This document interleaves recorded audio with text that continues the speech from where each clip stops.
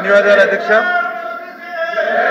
ఏదైతే మొదటి ప్రశ్నకు సమాధానం అవునండి, రెండవ ప్రశ్నకు సమాధానం అవునండి, మూడవ ప్రశ్నకు ప్రభుత్వం జీఓఆర్టీ నెంబర్ 77 జలవనరుల శాఖ తేదీ 29/1/2019 ద్వారా 1942.80 కోట్లకు వేదవతి ఎత్తిపోతల పథకమును నిర్మించడానికి పరిపాలనాపరమైన ఆమోదాన్ని తెలిపింది అధ్యక్ష. ఇప్పటి వరకు 7.19% మాత్రమే పని పూర్తయి భూసేకరణ పురోగతిలో ఉంది అధ్యక్ష. తుంగభద్ర నది యుఎస్పై అదనపు రిజర్వాయర్ ఏర్పాటుకు ప్రభుత్వం పరిపాలనాపరమైన ఆమోదాన్ని సూత్రప్రాయంగా తెలిపింది. గుండ్రేవల సమీపంలోని కోట్ల విజయభాస్కర్ రెడ్డి సుంకేసుల బ్యారేజీ కర్నూలు జిల్లాలో 2890 కోట్లకు ఏదైతే GPR 154 టీ నెంబర్ జలవనరుల శాఖ 21/2/2019 ద్వారా ఇది మంచి పద్ధతి కాదు. రాష్ట్ర ప్రభుత్వం నుండి లోబడి ఇది అంతర్రాష్ట్ర ప్రాజెక్టు సమ్మతి కోసం తెలంగాణ ప్రభుత్వానికి DPR పంపడం జరిగింది అధ్యక్ష. అధ్యక్ష, కర్నూలు పార్లమెంట్ పూర్తి స్థాయిలో వెనుగొన్నటువంటి ప్రాంతం అధ్యక్ష. కనీస అవసరమైనటువంటి సాగు నీరు లేక అక్కడ ఉన్నటువంటి కర్నూలు పార్లమెంట్లోని ఆలూరు, ఆదోని, మంత్రాలయం, ఎమ్మిగనూరు, పత్తికొండ, కొడుమూరు, ముఖ్యంగా కర్నూలు టౌన్ సంబంధించి తాగునీరు సమస్య కూడా ఎక్కువగా ఉంది అధ్యక్ష. దీనికి సంబంధించి ఆనాటి ముఖ్యమంత్రి నారా చంద్రబాబు నాయుడు గారు జీవో నంబర్ 100 ప్రకారం 2019లో 1942.38 కోట్లు మంజూరు చేస్తూ వేదావతి అనే ప్రాజెక్టుకు శంకుస్థాపన చేశాడు అధ్యక్ష. ఈ వేదావతి శాంక్షన్ అయితే అధ్యక్ష కర్నూలు పార్లమెంట్ పరిధిలోని 7 నియోజకవర్గాలు కనీస అవసరాలైనటువంటి సాగునీరు వచ్చే అవకాశం ఉంది అధ్యక్ష. అదేవిధంగా రెండవది, కర్నూలు పార్లమెంట్ పరిధిలో ఏకైక నీటి వనరు తుంగభద్ర అధ్యక్ష. దీనికి సంబంధించి 20 TMCలు తుంగభద్ర ప్రాజెక్టు గుండ్రేవుల దగ్గర నిర్మాణం చేస్తే కనీస అవసరమైనటువంటి సాగునీరు అందించి కర్నూలు పార్లమెంట్లో ఉన్నటువంటి రైతాంగము, అక్కడ ఉన్నటువంటి ముఖ్యంగా కర్నూలు ఒకప్పుడు రాజధానిగా ఉన్నటువంటి కర్నూలు టౌన్ అధ్యక్ష తాగునీరు ఇబ్బంది ఉంది అధ్యక్ష. ఈ గుండ్రేవులు పూర్తయితే ఈ సమస్యని కూడా పరిష్కారం అవుతుంది అధ్యక్ష.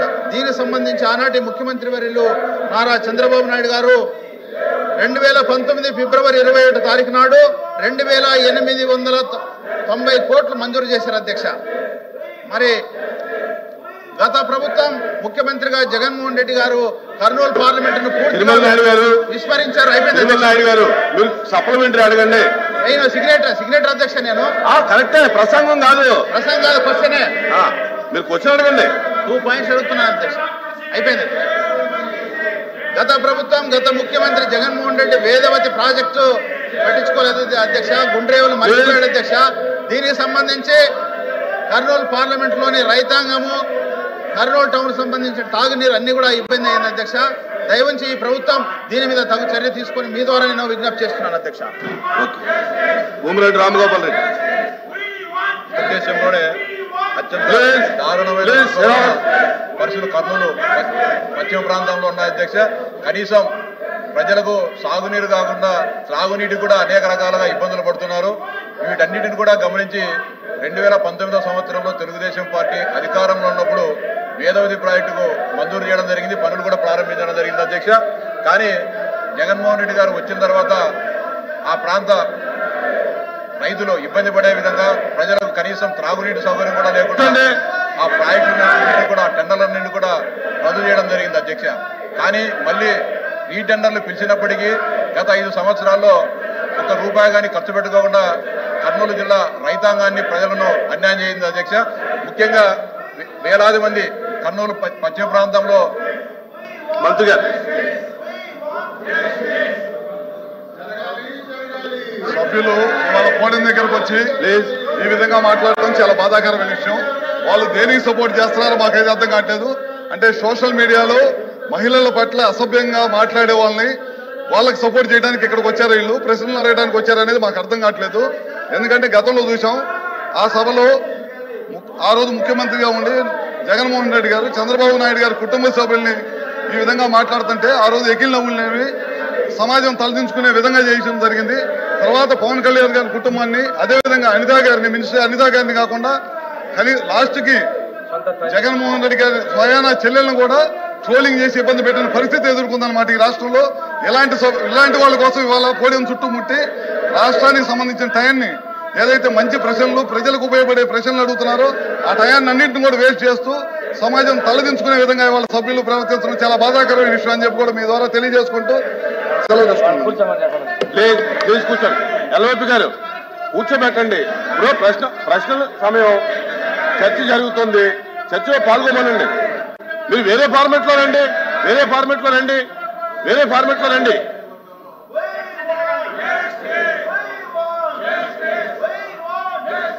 ఎల్ఓపి గారు మారుతున్నారు.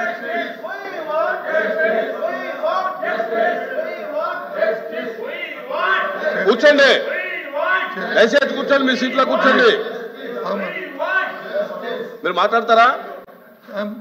చైర్మన్ గారు చాలా అత్యవసరమైనది. రాష్ట్రంలో వచ్చి ఎంతోమంది యువకుల్ని ఈ సోషల్ మీడియా పోస్ట్ అని చెప్పని లేనిమని పెట్టి వాళ్ళని అరెస్టులు చేసి చట్టాన్ని చేతిలో తీసుకోవడం ఇప్పుడు ప్రజాస్వామ్యంలో జరగలేదు.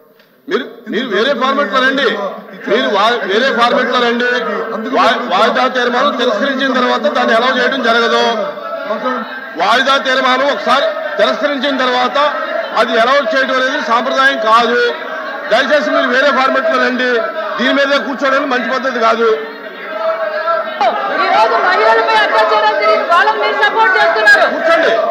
కూర్చోండి.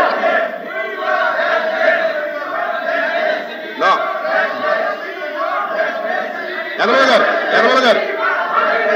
శ్రీకాంత్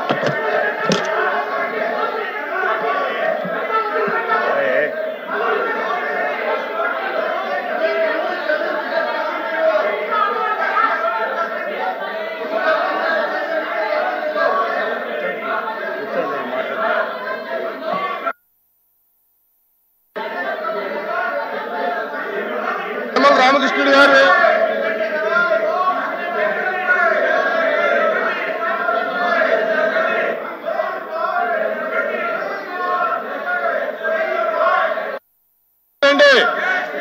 మీరు వేరే ఫార్మెట్ లో రండి. వాయిదా తీర్మానం తిరస్కరించాం. మీరు వేరే ఫార్మెట్ లో రండి.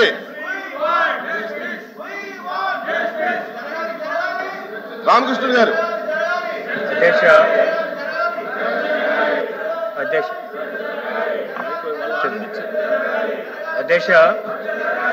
అధ్యక్ష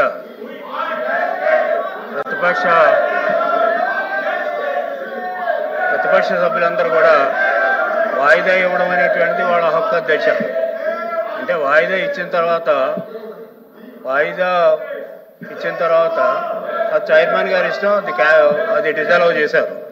మీరు డిజాల్వ్ చేసిన తర్వాత సభ్యులు ఈ విధంగా గొడవ చేయడం అనేటువంటి కరెక్ట్ కాదు. ఇలాగ వెళ్ళలోకి వచ్చి ప్రొసీడింగ్స్ అన్నీ కూడా ఆఫ్ చేయడం కూడా కరెక్ట్ కాదు అధ్యక్ష. వారు నిజంగా చిత్తశుద్ధి సోషల్ మీడియా మీద కానీ లేకపోతే వారు ఇచ్చినటువంటి వాయిదా తీర్మానం మీద కానీ డిస్కస్ చేయాలనుకున్నప్పుడు తమరు ఆదేశించిన ప్రకారంగా వేరే విధంగా వేరే నోటీస్ ఇచ్చి రమ్మనండి, అభ్యంతరం లేదు. అంటే తెలుగుదేశం పార్టీ ఎప్పుడు కూడా, మా ప్రభుత్వం కూడా ఎంతవరకు సోషల్ మీడియాలో ఎవరు ఏ విధంగా చేశారనేటువంటిది బయట పెట్టడానికి మేము కూడా సిద్ధంగా ఉన్నాం. అంచేత ఎవరెవరు వెనకాల ఉన్నారో దాన్ని కూడా క్షుణ్ణంగా చర్చిస్తాం. మాకు అవకాశం అండి, తర్వాత మేము నోటీస్ ఇస్తాం. ఆ నోటీస్ మీరు అడ్మిట్ చేసి ఆ కార్యక్రమాన్ని నిర్వహించాల్సిందిగా కోరుతున్నాం అధ్యక్ష. మీరు వేరే ఫార్మెట్ లో రండి.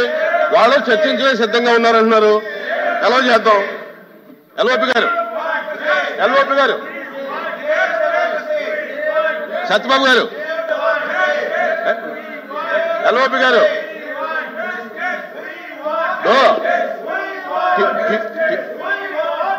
మాట్లాడలేకపోతే ఎలాయా? ఆగండి.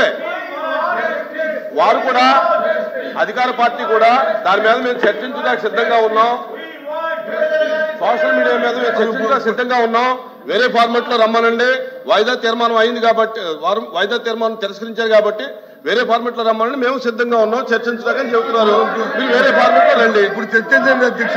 వెంటనే మీరు అడిగా ఇప్పుడు చర్చించండి. ఇవ్వండి. వేరే ఫార్మెట్ లో ఇవ్వండి. ఎందుకండి వేరే ఫార్మాట్లో ఉండి ఇప్పుడు రాంభూపాల్ రెడ్డి గారు వేదవతి ప్రాజెక్టు నిర్మించినందువల్ల ముఖ్యంగా కర్నూలు పశ్చిమ ప్రాంత రైతాంగానికి చాలా మేలు జరుగుతుంది అధ్యక్ష. అంతేకాకుండా లక్షలాది మంది ప్రజలు ఈ రోజు కూడా వలసలకు వెళ్ళిపోతున్నారు అధ్యక్ష.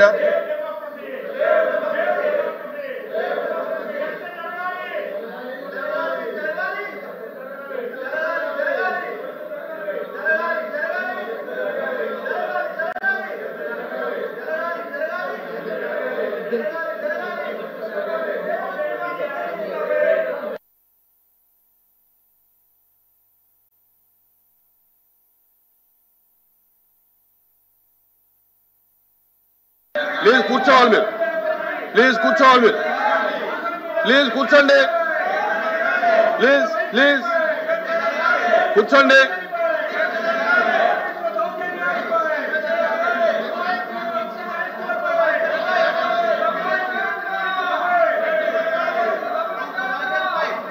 Please please sit down please.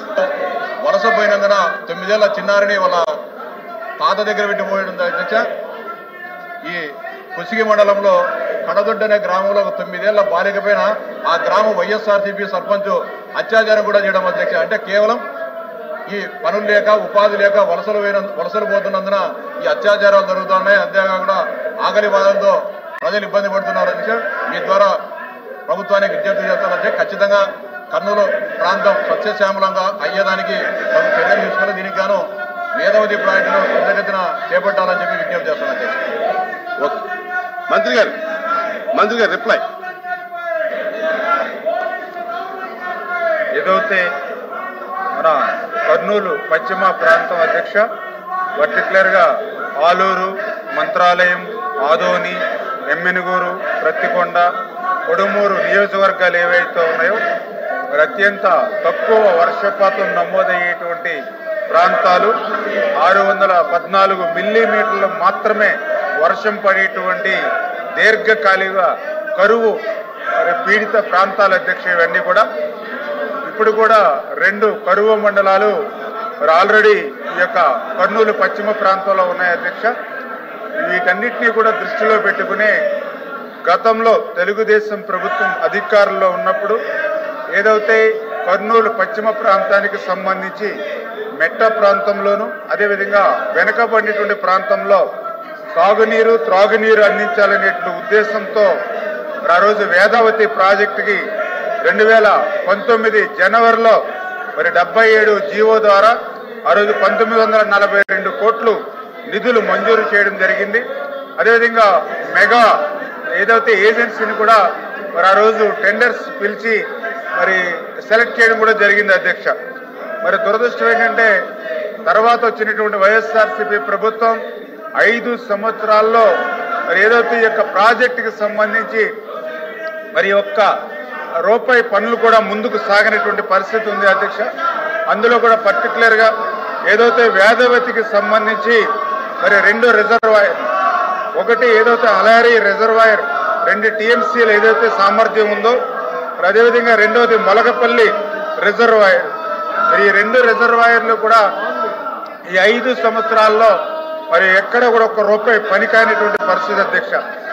ఏదైతే 2019, 2024 నాటి వైఎస్ఆర్సీపీ ప్రభుత్వంలో దీనికి సంబంధించి కేవలం 7% మాత్రమే పనులైనటువంటి పరిస్థితి అధ్యక్ష.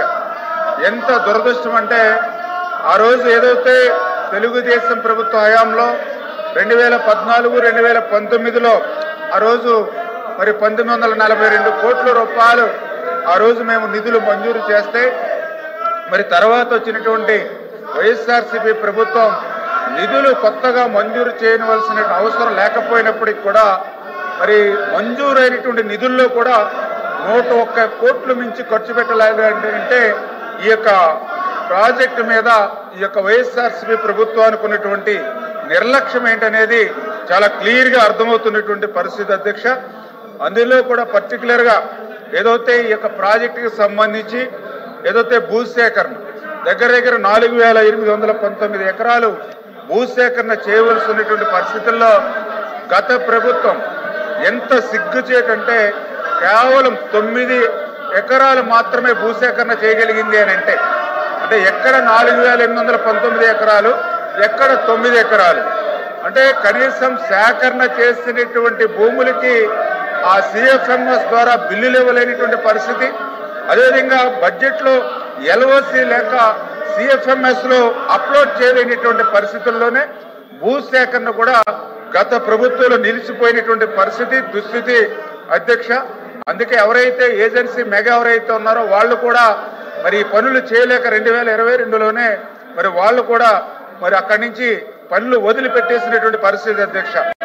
అందుచేత ఈ ప్రభుత్వం ఏదైతే అత్యంత వెనకబడినటువంటి యొక్క కర్నూలు పశ్చిమ ప్రాంతానికి న్యాయం చేయాలనేటువంటి ఆలోచనతో ఏదైతే ఈ యొక్క 4,819 ఎకరాలు భూసేకరణ ఏదైతే ఉందో దానికి ఒక 384 కోట్ల రూపాయలు, అదేవిధంగా ఏదైతే civil works, 2 reservoirs, 3 pressure main, ఒక గ్రావిటీ కెనాల్, 3 పంప్ హౌసెస్ అంటే టోటల్గా 1,456 కోట్లు అంటే 1,840 కోట్ల రూపాయలు ప్రజెంట్ దీనికి ఖర్చు అయ్యేటువంటి పరిస్థితిని ఈ ప్రభుత్వం గుర్తించడం జరిగింది అధ్యక్ష.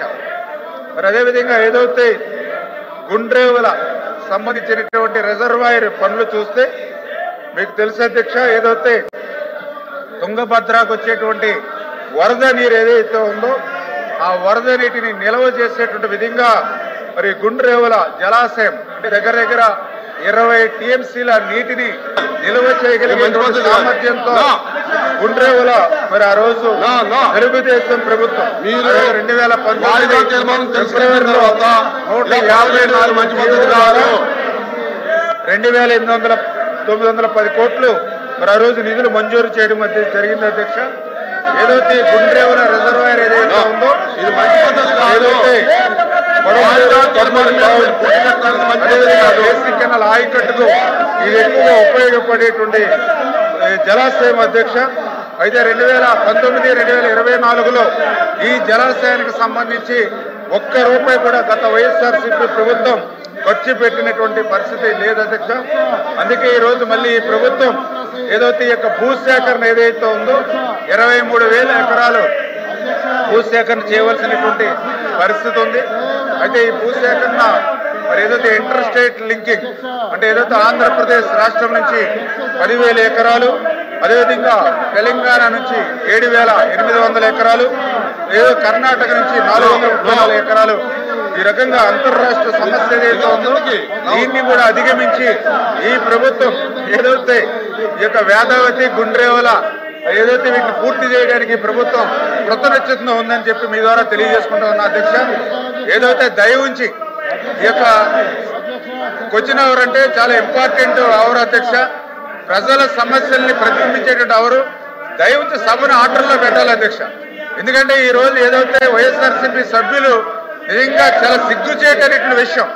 ఎందుకంటే ఇవాళ ఏదో సోషల్ మీడియా గురించి ఏదైతే వాళ్ళు మాట్లాడుతూ ఉన్నారో, ఎవరైతే వర్రా రవీంద్ర రెడ్డి గురించి వాళ్ళు మాట్లాడుతూ ఉన్నారో ఆ వర్రా రవీంద్ర రెడ్డి సాక్షాత్తు జగన్మోహన్ రెడ్డి తల్లిని, జగన్మోహన్ రెడ్డి చెల్లిని విననేటువంటి భాషలో, చదవలేనిటువంటి భాషలో వాళ్ళు మరి పోస్టులు పెడితే అటువంటి వాళ్ళకి ఒత్తాసు పలుకుతూ ఉన్నారని అంటే మరి జగన్మోహన్ రెడ్డి సమాధానం చెప్పాలి. సొంత తల్లి మీద, సొంత చెల్లి మీద పోస్టులు పెట్టినటువంటి వ్యక్తిని వెనకేసుకొస్తూ ఉన్నాడని అంటే జగన్మోహన్ రెడ్డి ఏ స్థాయిలో జగదారిపోయాడు ఈ రోజు అంతా కూడా అర్థమవుతున్నటువంటి పరిస్థితి అధ్యక్ష. దయచేసి ఒక నిమిషం దయచేసి ప్రతిపక్ష సభ్యులకు మనం ఏంటంటే క్వశ్చన్ అవర్ జరుగుతోంది, ఇంపార్టెంట్ డిస్కషన్ జరుగుతూ ఉన్నాయి. ఒక్కసారి వాయిదా తీర్మానం తిరస్కరించిన తర్వాత ఎలా చేయడం జరగదు. మీరు వేరే ఫార్మెట్ లో రండి, చర్చించడానికి ప్రభుత్వం సిద్ధంగా ఉంది.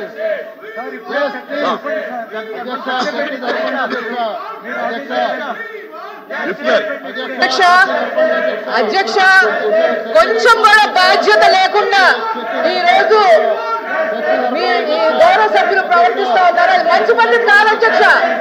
అధ్యక్ష సోషల్ మీడియాలో ఆడవాళ్ళ మీద మీరు సభ నడపండి అధ్యక్ష. మీరు సభ నడపాలి. మీరు వాయిదా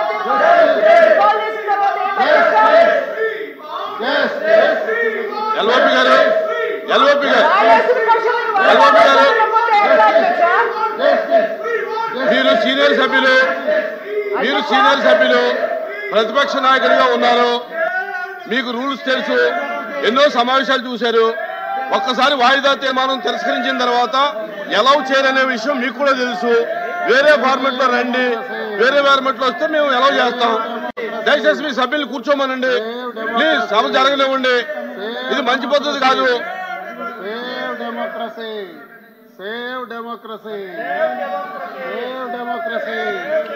బిజినెస్ కంటిన్యూ చేస్తున్నాం. Question number 13564 minister for backward classes. Minister for backward classes. అవునండి, నమస్కారం అధ్యక్ష. అవునండి, వెనుకబడిన తరగతుల సంక్షేమం మరియు అభివృద్ధిపై దృష్టి పెట్టేందుకు ప్రభుత్వం కట్టుబడి ఉంది. ఈ లక్ష్యం సాకారం చేసే దిశగా గ్రూపుల వారీగా సామాజిక వర్గ లక్ష్యంగా చేసుకుంటూ వివిధ కార్యక్రమాలు పథకాల నిమిత్తం చరిత్రలో ఎప్పుడూ లేని విధంగా 39,007 కోట్ల రూపాయలను కూడా మంజూరు చేయడం జరిగింది. వివిధ ఇతర విషయాల పాటు ప్రస్తుత 24-25 ఆర్థిక సంవత్సరంలో ఆంధ్రప్రదేశ్ వెనుకబడిన తరగతుల సహకార ఆర్థిక సంస్థ కోసం పథకాలు అమలు చేస్తున్నాం. ఎన్బీసీ ఎఫ్డీసీ పథకాల కింద 2,227 మంది బీసీ లబ్ధిదారుల ప్రయోజనం కోసం 207.90 కోట్ల వ్యవధితో వివిధ ఆర్థిక సహాయ పథకాలు అమలు చేయాలని ప్రతిపాదించాం. అంతేకాక ఆర్థిక సహకార పథకాల నిమిత్తం బీసీ కార్పొరేషన్లు ఏబి, డి మరియు బి కింద పథకం కింద ప్రభుత్వం 896 కోట్లు కేటాయించడం జరిగింది. బ్యాంకుల నుండి మరో 896.86 కోట్ల రూపాయలు జత చేస్తూ ఈ మొత్తాన్ని 1793.72 కోట్లు నిర్ధారించడమైంది. దీనికి రాష్ట్రంలో 89,686 మంది బీసీ లబ్ధిదారు రుణాలు అందించడానికి వినియోగపడుతుంది. సి పైన పేర్కొన్న రుణాలు ఎన్బీసీ ఎఫ్డీసీ ద్వారా కింద పథకాలు ఇస్తున్న సబ్సిడీకి 61 కోట్లు మరియు ఆర్థిక సహాయ పథకాల కింద 896.86 కోట్ల మొత్తం సబ్సిడీ 957.86 కోట్లు నిర్ధారించడమైంది. అధ్యక్ష, మీ ప్రశ్న వచ్చింది.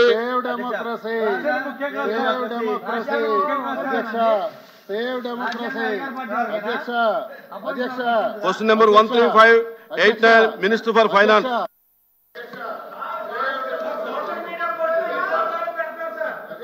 అధ్యక్ష, రాష్ట్రంలో వివిధ శాఖల్లో పారిశుద్ధ్య కార్మికులు, హౌస్ కీపింగ్ సిబ్బందికి జీతాలు సకాలంలో వస్తున్న విషయం రాకపోవడం వాస్తవమేనని అడిగారు అధ్యక్ష.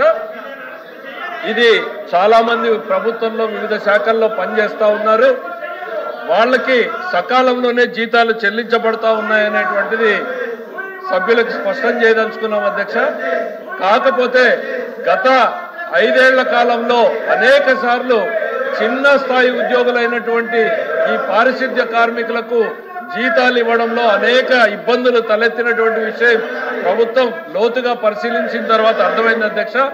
ఈ ప్రభుత్వం వచ్చిన తర్వాత జూన్ నెల నుండి వారికి ఎటువంటి అడ్డంకులు లేకుండా సకాలంలో వారికే కాదు ప్రభుత్వంలోని ఉద్యోగులందరికీ కూడా 1వ తారీఖున జీతాలు పడేలాగా ఆర్థిక శాఖ తరఫున ముఖ్యమంత్రి గారి ఆదేశాల ప్రకారం 1వ తారీఖు జీతాలు పడేటట్టు తీసుకుంటున్నాం అధ్యక్ష.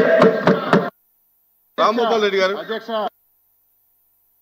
వివిధ గురుకుల పాఠశాలలు, అదేవిధంగా ప్రభుత్వ ఉన్నత పాఠశాలలు, అదేవిధంగా వివిధ సంస్థల్లో పారిశుద్ధ్య కార్మికులు, అదేవిధంగా సెక్యూరిటీ గార్డ్స్ పనిచేయడం జరుగుతుంది అధ్యక్ష.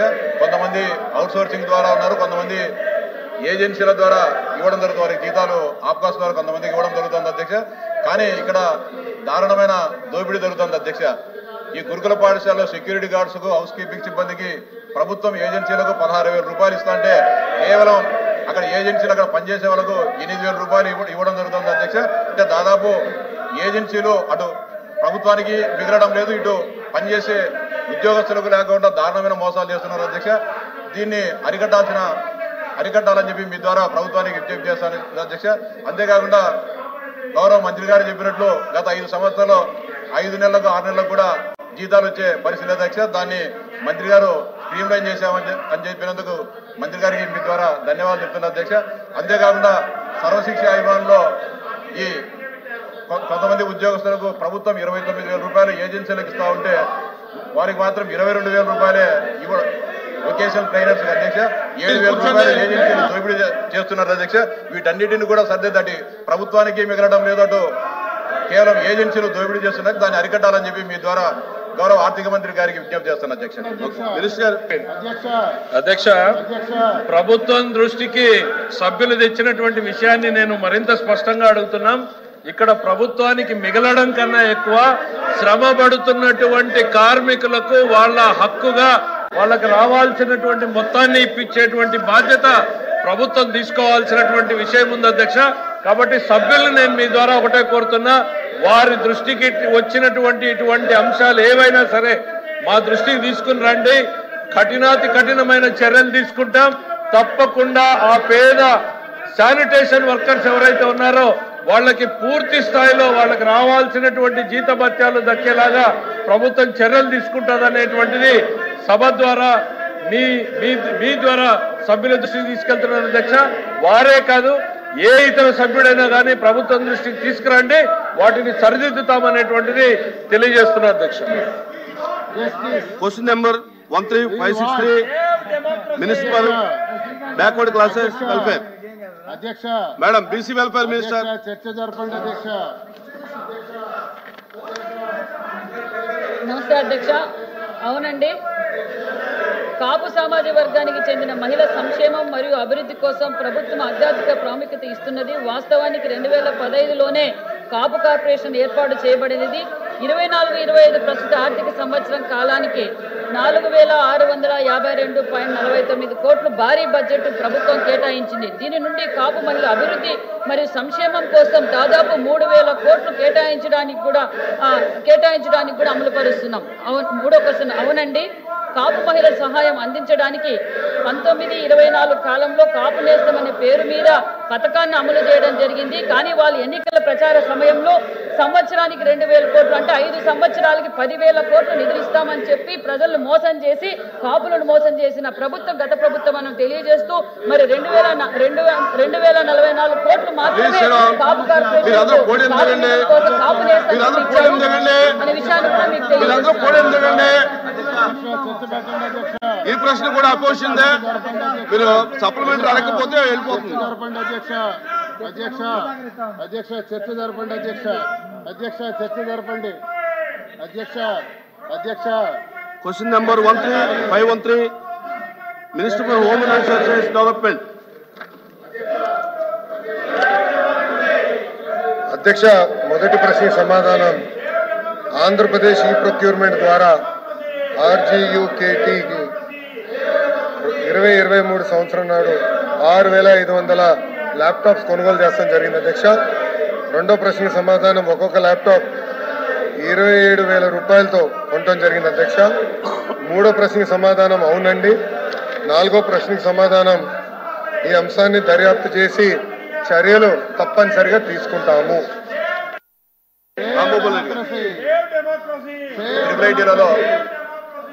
విద్యార్థుల కోసం 2023 సంవత్సరంలో 6,500 ల్యాప్టాప్లు కొనడం అధ్యక్ష. కానీ కొనిన వెంటనే విద్యార్థులకు ఎప్పుడైతే సప్లై చేశారో సరఫరా చేసిన 10 రోజుల నుంచి అవి పనిచేయడం లేదు అధ్యక్ష. దాదాపు 1,500 ల్యాప్టాప్లు ఈరోజు రిపేర్లకు రావడం జరుగుతుంది అధ్యక్ష. కనీసం దాంట్లో ఆపరేటింగ్ సిస్టమ్స్ కానీ లేకపోతే అడాప్టర్లు కానీ పనిచేసే పరిస్థితి లేదు. అదేవిధంగా క్లియర్ ఆడియో వచ్చే పరిస్థితి లేదు, వీడియోస్ కానీ సరిగా రావడం లేదు. బ్యాటరీ ఛార్జింగ్ చేస్తే 2-3 గంటలకు కానీ రావడం లేదు, మళ్ళీ ఛార్జింగ్ పెట్టుకోవాల్సిన అవసరం ఉంది అధ్యక్ష. అదేవిధంగా స్క్రీను అనేక రకాల సమస్యలతో ల్యాప్టాప్లు తీసుకున్న విద్యార్థులు ఇబ్బందులు పడుతున్నారు అధ్యక్ష. దాదాపు బహిరంగ మార్కెట్లో బల్క్గా తీసుకుంటే 19,000-20,000కు దొరికే ల్యాప్టాప్ను 27,066 రూపాయలు కొన్నారంటే కోట్లాది రూపాయల ప్రజాధనం దీంట్లో అవినీతి పట్ల పాలైంది అధ్యక్ష. దీంట్లో ఖచ్చితంగా మంత్రి గారికి మీ ద్వారా విజ్ఞప్తి చేస్తున్నా, దీంట్లో కఠినంగా శిక్షించాలా, సమగ్రమైన దర్యాప్తు జరపాలని చెప్పి మీ ద్వారా మంత్రి గారికి విజ్ఞప్తి చేస్తూ, అంతేకాకుండా దీనికి ఒక కాల పరిమితి కూడా ఏర్పాటు చేయాలంటే దర్యాప్తులు అంటే నెలలు సంవత్సరాల తరబడి కాకుండా ఒక నిర్దిష్ట కాల పరిమితిని ఏర్పాటు చేసి ఒక సమర్థవంతమైన అధికారులతో దీనిపైన ఈ నిజాలు వాస్తవాలు తేల్చి దోషులు శిక్షించాలని విజ్ఞప్తి చేస్తాను అధ్యక్ష. అంతేకాకుండా త్రిపురైటీలో అనేక రకాలైన సమస్యలు ఉన్నాయి, వాటన్నిటిపైన కూడా మంత్రి గారు దృష్టి సారించి విధ్వంసమైన ట్రిపుల్ ఐటీలను కూడా గాడిలో పెట్టాలని చెప్పి మీ ద్వారా మంత్రి గారికి విజ్ఞప్తి చేస్తాను అధ్యక్ష.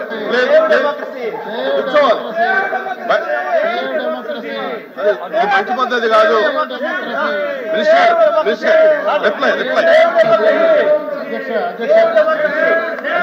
అధ్యక్ష, గౌరవ సభ్యులు రామ్ గోపాల్ రెడ్డి గారు చెప్పినట్లు గత ప్రభుత్వంలో 6,500 ల్యాప్టాప్లు కొనుగోలు చేస్తే దాదాపు 1,520 దానికి కంప్లైంట్లు వస్తాం జరిగింది అధ్యక్ష. దాంట్లో మొదటి కంప్లైంట్ చూస్తే చాలా వింతకుంటుంది అధ్యక్ష. ఒకటి, ఒరిజినల్ ఆపరేటింగ్ సిస్టమ్ కూడా విండోస్ ఇన్స్టాల్ చేయలేదు అధ్యక్ష. రెండోది చూస్తే కూడా బేసిక్ అడాప్టర్లు కూడా పనిచేసే పరిస్థితి లేదు. కొన్ని ల్యాప్టాప్లో ఆడియో క్వాలిటీ కూడా ఇబ్బందులు ఉన్నాయనేది చెప్తాం జరిగింది. ఇంకో పక్కన బ్యాటరీ కూడా కొన్ని ల్యాప్టాప్లో ఎక్కువ సమయం రాలేదనేది కూడా చెప్తాం జరిగింది. విచిత్రం ఏంటంటే కొన్ని ల్యాప్టాప్లు ఆన్ కూడా అవ్వలేదనేది విద్యార్థులు మాకు కంప్లైంట్ కూడా ఇస్తాం జరిగింది. అందుకే దీనిపైన సమగ్ర దర్యాప్తు మేము చేపడతాం అధ్యక్ష. తప్పనిసరిగా 90 రోజుల్లో ఈ దర్యాప్తు పూర్తి చేసి హౌస్ లో పెడతామని ఈ సభాముఖంగా మీ ద్వారా గౌరవ సభ్యులు నేను తెలుపుతున్నాను అధ్యక్ష.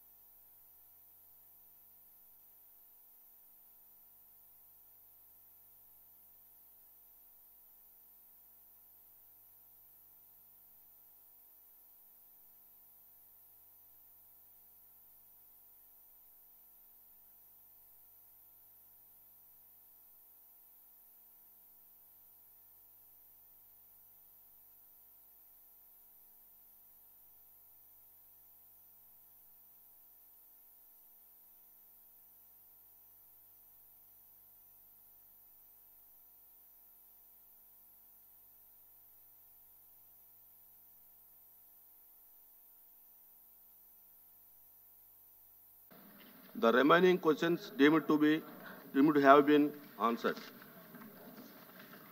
All papers included in the agenda are deemed to have been laid on the table of the House. The following general discussion continuation for budget. Dr. Kumba Ravi Babu.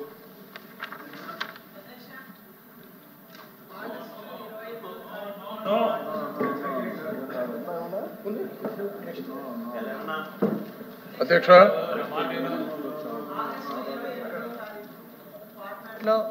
Chairman గారికి నేను రాజీనామా పంపించాను అధ్యక్ష, ఇచ్చాను అధ్యక్ష మీ ఛాంబర్కి వచ్చి. మరి 3 నెలలు అవుతుంది అధ్యక్ష, ఇంతవరకు ఈ రాజీనామాని మీరు ఆమోదించలేదు. మరి నా వ్యక్తిగత కారణాల వల్ల నేను ఈరోజు ఈ రాజీనామాని చేశాను అధ్యక్ష. దయచేసి మీరు తొందరగా దీన్ని యాక్సెప్ట్ చేయాలని చెప్పి సభాముఖంగా నేను కోరుతున్నాను అధ్యక్ష. తప్పనిసరి. ఓకే.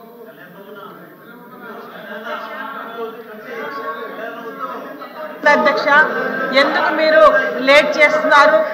నాకు ఇది చెప్పాలి అధ్యక్ష.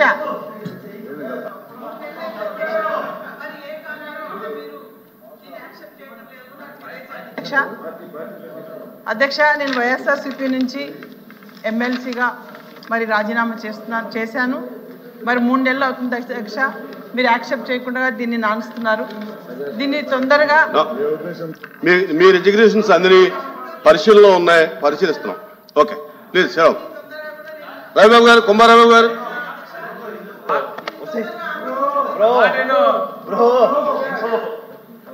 ప్లీజ్ ప్లీజ్ సెలవు. ప్లీజ్ సెలవు.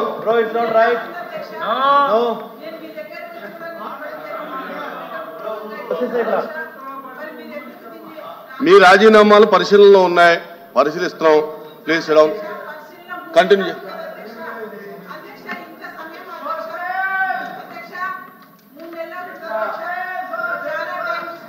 రవిబాబు గారు, జనరల్ డిస్కషన్. అధ్యక్ష,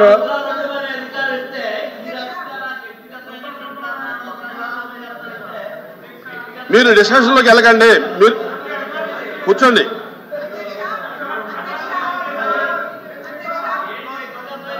దయచేసి మీరు మీ అప్పీల్ చేశారు, విన్నాం. మీ రాజీనామాలు పరిశీలనలో ఉన్నాయి, దయచేసి కూర్చోండి. ఓకే. రవిబాబు గారు, జనరల్ డిస్కషన్ బడ్జెట్. అధ్యక్ష, బడ్జెట్ పై మాట్లాడే అవకాశం ఇచ్చినందుకు మీకు ధన్యవాదాలు తెలియజేస్తున్నాను అధ్యక్ష. ప్రజల జీవన విధానాలను ప్రభావితం చేసేది ప్రభుత్వ విధానాలు మాత్రమే. ఏ ప్రభుత్వంలో అయితే తరతరాలుగా అణచివేతకు గురైన ప్రజల జీవన విధానాలు మెరుగుపరచడానికి సరైన బడ్జెట్ కేటాయింపులు చేయడమే కాకుండా చిత్తశుద్ధితో అమలు చేస్తారో అప్పుడే ఆయా వర్గాలలో నిజమైనటువంటి అభివృద్ధి జరుగుతుంది అధ్యక్ష.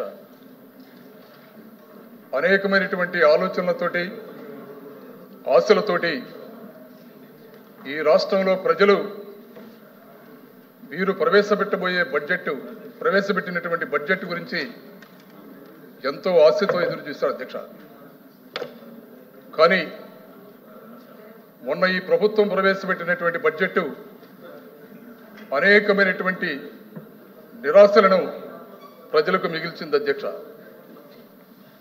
ఎన్నికల సందర్భంగా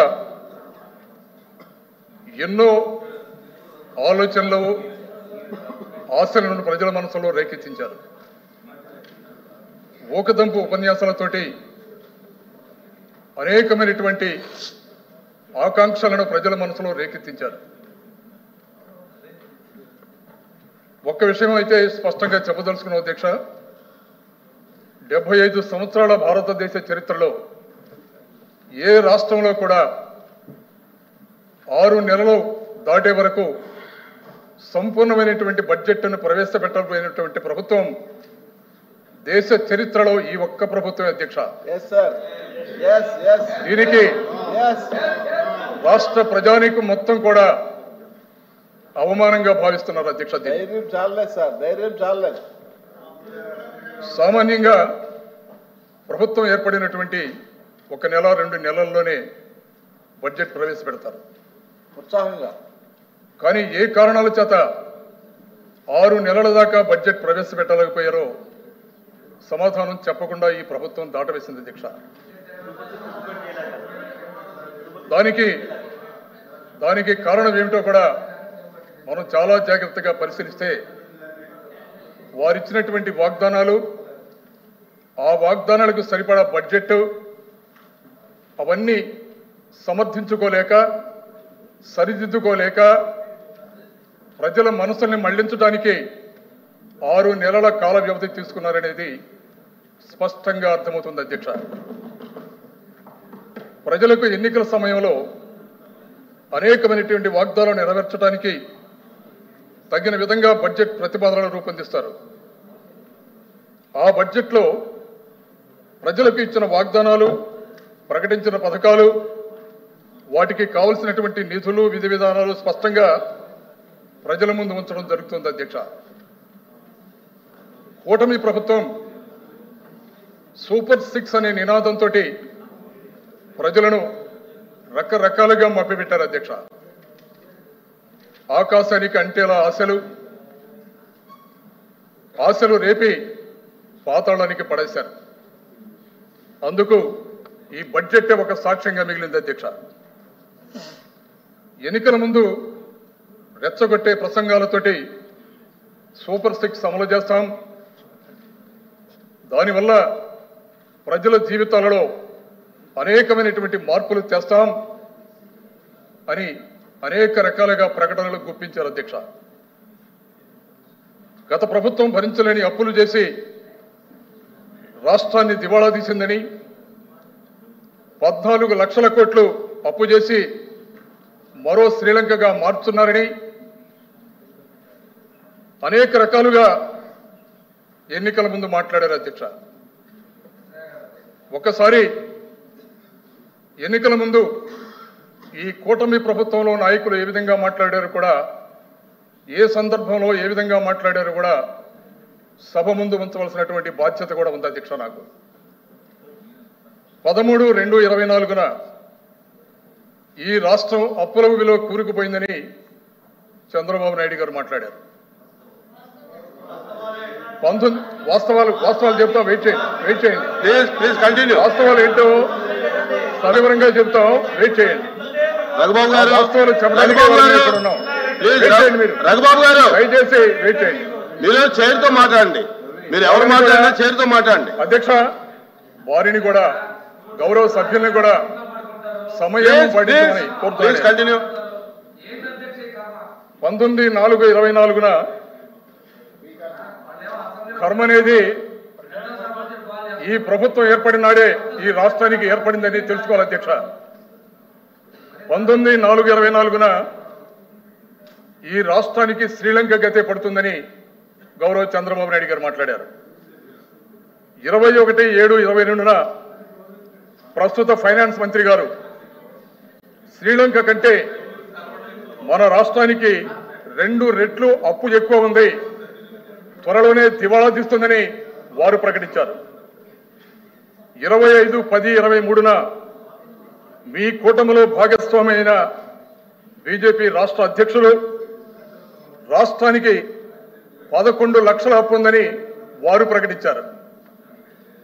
21/4/24 రాష్ట్రం అప్పుల్లో కూరుకుపోయింది, 14 లక్షల రూపాయల దాకా అప్పు ఉందని మీ ఛానల్లో ఉన్నటువంటి ఎకానమిస్టుల ద్వారా మీరు మాట్లాడించారు. 22/7/24 గవర్నర్ గారి ప్రసంగంలో రాష్ట్రం 10 లక్షల కోట్లు అప్పు ఉందని గవర్నర్ గారితో మాట్లాడించారు మీరు. చివరికి ఓట్ ఆన్ అకౌంట్ బడ్జెట్లో కూడా ఎన్ని అసత్యాలు మాట్లాడారు అధ్యక్ష. మీరు ప్రజా జీవితంలో ఉండే నాయకుడు బాధ్యతగా ఉండాలని మీ నాయకులు మాట్లాడతారు. చివరికి చాలా ఎక్సర్సైజ్ చేసి అధికారంలోకి వచ్చిన తర్వాత మీరు ఇచ్చినటువంటి వాగ్దానాలు, మీరు చెప్పినటువంటి సూపర్ 6 విధానాలన్నిటికీ కూడా అమలు చేయలేము. మీరు చెప్పిన వాగ్దానాలు అమలు చేయాలంటే సంవత్సరానికి 76,000 కోట్లు కావాలన్నటువంటి నిజాన్ని మీరు తెలుసుకుని మీ నాయకులు అసెంబ్లీలో ఓట్ ఆఫ్ అకౌంట్ అసెంబ్లీలో బడ్జెట్ అసెంబ్లీలో ఈ అప్పులు చూస్తే భయమేస్తుంది, ఎలా న్యాయం చేయాలి అని మాట్లాడారు. బాధ్యతగా ఉండే నాయకులు, బాధ్యత తెలిసినటువంటి నాయకులు, రాష్ట్రానికి నాయకత్వం వహించవలసినటువంటి నాయకులు ఇన్ని అసత్యాలు మాట్లాడతారు అధ్యక్ష. ప్రజలను తప్పుదోవ పట్టించడం కాదు అధ్యక్ష. ఇది 2019లో ఆనాటి చంద్రబాబు నాయుడు గారి ప్రభుత్వం దిగిపోయే ముందు 2,57,000 కోట్లు అప్పు చేసిన అధ్యక్ష. పబ్లిక్ సెక్టార్తో కలిపి అప్పులు మొత్తం 3,13,000 కోట్లు అప్పు చేశారు అధ్యక్ష. 2024లో వైఎస్ఆర్సీపీ జగన్మోహన్ రెడ్డి గారి ప్రభుత్వం దిగిపోయే నాటికి 4,91,000 కోట్ల అప్పు చేసిన అధ్యక్ష. పబ్లిక్ సెక్టార్లో అప్పులు మొత్తం కలిపి అధ్యక్ష, మీరు చెప్పిందే మీ బడ్జెట్లో మీరు పొందుపరిచిన విషయాన్ని ఇక్కడ మాట్లాడతాను అధ్యక్ష. మొత్తం అప్పులు కలిపి 6,46,000 కోట్లుగా మీరే ప్రకటించారు. రకరకాలుగా అనేక సందర్భాల్లో మీరు మాట్లాడారు అధ్యక్ష. ఒక సందర్భంలో 10 లక్షలు, మరో సందర్భంలో 12 లక్షలు, మరో సందర్భంలో 14 లక్షలు. చివరికి మీ బడ్జెట్లో మీరు ప్రకటించింది 6,41,000 అధ్యక్ష. అంటే రాష్ట్రంలో ప్రజానీకాన్ని ఏ విధంగా మభ్యపెట్టాలని, మోసం చేయాలని ఏ విధంగా మీరు ప్రయత్నిస్తున్నారో ఆలోచించవలసిందిగా మనం చేస్తున్నాను అధ్యక్ష. మీరే మాట్లాడుతున్నారు, మీ నాయకులు మాట్లాడుతున్నారు. చంద్రబాబు నాయుడు గారు ప్రజా జీవితంలో ఉన్నటువంటి వ్యక్తులు నిజాయితీగా వ్యవహరించాలని అనేక సందర్భాల్లో మీ నాయకులు మాట్లాడారు. ఇదేనా నిజాయితీ అధ్యక్ష? ఎన్నికల ముందు ఒక మాట, అధికారంలోకి వచ్చిన తర్వాత మీరు చెప్పినటువంటి మాటలకి ఎంత సత్యదూరమో ఆలోచించుకోవాల్సిందిగా మనం చేస్తున్నాను అధ్యక్ష. వైఎస్ఆర్సీపీ అధికారంలోకి వచ్చిన నాటికి ఉన్న అప్పు మొత్తం 3,31,000 కోట్లు కాగా దిగిపోయే నాటికి ఉన్న అప్పు 6,46,531 కోట్లు. అంటే ఏటా పెరిగిన అప్పు కేవలం 14.9% మాత్రమే అధ్యక్ష. 2014లో చంద్రబాబు నాయుడు గారు అధికారంలో ఉన్నప్పుడు 1,32,000 కోట్లుగా ఉన్న అప్పు 2019 నాటికి 3,31,000 కోట్లు అయింది అధ్యక్ష. అంటే 5 సంవత్సరాలలో సగటున 20% పెరిగింది అధ్యక్ష. అంటే చంద్రబాబు నాయుడు గారి హయాంలో కన్నా వైఎస్ఆర్సీపీ హయాంలోనే తక్కువ అప్పు చేశారనే విషయాన్ని నేను సభ ముందు ఉంచుతున్నాను అధ్యక్ష. జగన్మోహన్ రెడ్డి గారి హయాంలో సగటున ఏడాదికి 47,000 కోట్లు రుణాలు తీసుకుంటే చంద్రబాబు నాయుడు గారు గడిచినటువంటి 5 నెలల్లోనే 68,742 కోట్ల రూపాయలు అప్పు చేసినటువంటి విషయం వాస్తవమా కాదు అధ్యక్ష? ఈ అప్పుపై ఎంతమంది కూటమి నాయకులు ఎన్ని అసత్యాలు మాట్లాడారు అధ్యక్ష? 2014-19లో చంద్రబాబు నాయుడు గారి ప్రభుత్వంలో వార్షిక వృద్ధి రేటు 2019-24లో వైఎస్ఆర్సీపీ ఆధ్వర్యంలో జగన్మోహన్ రెడ్డి గారు ముఖ్యమంత్రిగా ఉన్నటువంటి వార్షిక రేటులో 4.61% తేడా ఉందనే విషయాన్ని మనం ఈ సందర్భంగా గుర్తించాలి అధ్యక్ష. ఇది చంద్రబాబు నాయుడు గారి ప్రభుత్వంలో పబ్లిక్ సెక్టార్లో చేసినటువంటి అప్పులు మొత్తం కలిపి 78,228గా 54.9% పెరగగా వైఎస్ఆర్సీపీ ఆధ్వర్యంలో జగన్మోహన్ రెడ్డి గారి ప్రభుత్వంలో కేవలం 75,385 కోట్లు మాత్రమే అధ్యక్ష. ఇది కేవలం 13.4%గా మాత్రం ఉందని ఇక్కడ మనం గుర్తించాలి అధ్యక్ష. ఒక విషయాన్ని స్థూలంగా మనం గుర్తించాలి అధ్యక్ష. ఇక్కడ జీడిపి అధ్యక్ష 2014-19లో మధ్య దేశ జీడిపిలో రాష్ట్ర వాటా 4.47% మాత్రమే. అదే 2019-24లో దేశ జీడిపిలో రాష్ట్రం వాటా 4.83%గా ఉంది అధ్యక్ష. ఇది మనం చెప్పిన లెక్క కాదు అధ్యక్ష. కాగ్ నివేదికలో పొందుపరిచినటువంటి విషయాలని కూడా ఈ సందర్భంగా మీకు మనవి చేస్తున్నాను అధ్యక్ష. మ్యానుఫ్యాక్చరింగ్ సెక్టార్లో వస్తోత్పత్తిలో 2014, 2019లో చంద్రబాబు నాయుడు గారి ప్రభుత్వంలో దేశంలో రాష్ట్రం వాటా 2.86% అయితే 2019-24లో జగన్మోహన్ రెడ్డి గారు ముఖ్యమంత్రిగా దేశంలో రాష్ట్రం వాటా 4.07%గా పెరిగింది అధ్యక్ష. ఇది దేనికి సంకేతం అధ్యక్ష? ఆలోచించవలసిందిగా మనం చేస్తున్నాం అధ్యక్ష. రకరకాలుగా మాట్లాడారు. రాష్ట్రం శ్రీలంక అయిపోతుంది, అప్పుల ఊబిలో కూరుకుపోతుంది, రాష్ట్ర ఖజానా మొత్తం ఖాళీ అయిపోయింది అని రకరకాలుగా మాట్లాడారు అధ్యక్ష. కానీ ఈ లెక్కలు ఏం చెప్తున్నాయి అధ్యక్ష? ఇది ఎవరి హయాంలో ఈ విధంగా రాష్ట్ర వాటా పెరిగింది అధ్యక్ష గుర్తించాలి అధ్యక్ష. అదే క్యాపిటల్ ఎక్స్పెండిచర్లు ఇంపార్టెంట్ అధ్యక్ష. బడ్జెట్ మీదే మాట్లాడుతాను తప్ప వేరే డైరెక్టర్ ఏం మాట్లాడతా అధ్యక్ష. నేను క్యాపిటల్ ఎక్స్పెండిచర్లో అంటే మూలధన వ్యయంలో 2014-19లో 13,860 కోట్లు ఖర్చు పెడితే 2019-24లో 16,632 కోట్లు సగటున వైఎస్ఆర్ కాంగ్రెస్ పార్టీ ప్రభుత్వంలో ఖర్చు పెట్టింది అధ్యక్ష. అందుకే నాడు నేడు ద్వారా బ్రహ్మాండంగా రాష్ట్రంలో ఉన్నటువంటి స్కూల్స్ మొత్తాన్ని కూడా 32,000 కోట్ల రూపాయలతోటి బేసిక్ ఇన్ఫ్రాస్ట్రక్చర్ మొత్తాన్ని కూడా రాష్ట్రంలో భారతదేశంలో ఎక్కడా లేని విధంగా అభివృద్ధి చేసినటువంటి ఘనత ఒక్క జగన్మోహన్ రెడ్డి గారికే దక్కుతున్న సందర్భంగా మీకు మనవి చేస్తున్నాను అధ్యక్ష. అంతేకాదు అధ్యక్ష, హెల్త్ విషయాల్లో హాస్పిటల్కి సంబంధించినటువంటి ఇన్ఫ్రాస్ట్రక్చర్ని డెవలప్ చేయడంలో కూడా చాలా పెద్ద స్థాయిలో వైఎస్ఆర్ కాంగ్రెస్ పార్టీ ప్రభుత్వం అభివృద్ధి చేసిందని కూడా ఈ సందర్భంగా మీకు మనవి చేస్తాను అధ్యక్ష. మరో ముఖ్యమైనటువంటి విషయం అధ్యక్ష, బాబు వస్తేనే సంపద సృష్టిస్తాడని ఎన్నికల ముందు వీధిని కూడా భారీ ఎత్తున ప్రచారం చేశారు అధ్యక్ష. ఇక్కడ చాలా విషయాలు మాట్లాడటం కన్నా కూడా స్పష్టంగా ఒక్క విషయాన్ని మాట్లాడతాను నేను. ఈ 6 నెలల్లో అంటే ఏప్రిల్ నుంచి సెప్టెంబర్ దాకా ఈ రాష్ట్రానికి వచ్చినటువంటి అన్ని ట్యాక్సెస్ ద్వారా వచ్చినటువంటి వనరులు కలుపుకొని ఈ ప్రభుత్వంలో 41,570 కోట్లు వచ్చినాయి అధ్యక్ష. అదే గత ప్రభుత్వంలో మొదటి 6 నెలల్లో 42,432 కోట్లు వచ్చాయని అధ్యక్ష. ఎవరు సంపద సృష్టించారు అధ్యక్ష? వైఎస్ఆర్ కాంగ్రెస్ పార్టీ ఆ రోజున అధికారంలో ఉన్నప్పుడు సంపద సృష్టించిందా లేదా ఇవాళ ఈ ప్రభుత్వంలో సంపద సృష్టించారా ఆలోచించవలసిందిగా మనం చేస్తున్నాం అధ్యక్ష. చైర్మన్ గారు ఒక్క నిమిషం అధ్యక్ష, మీరు కంటిన్యూ చేద్దరు.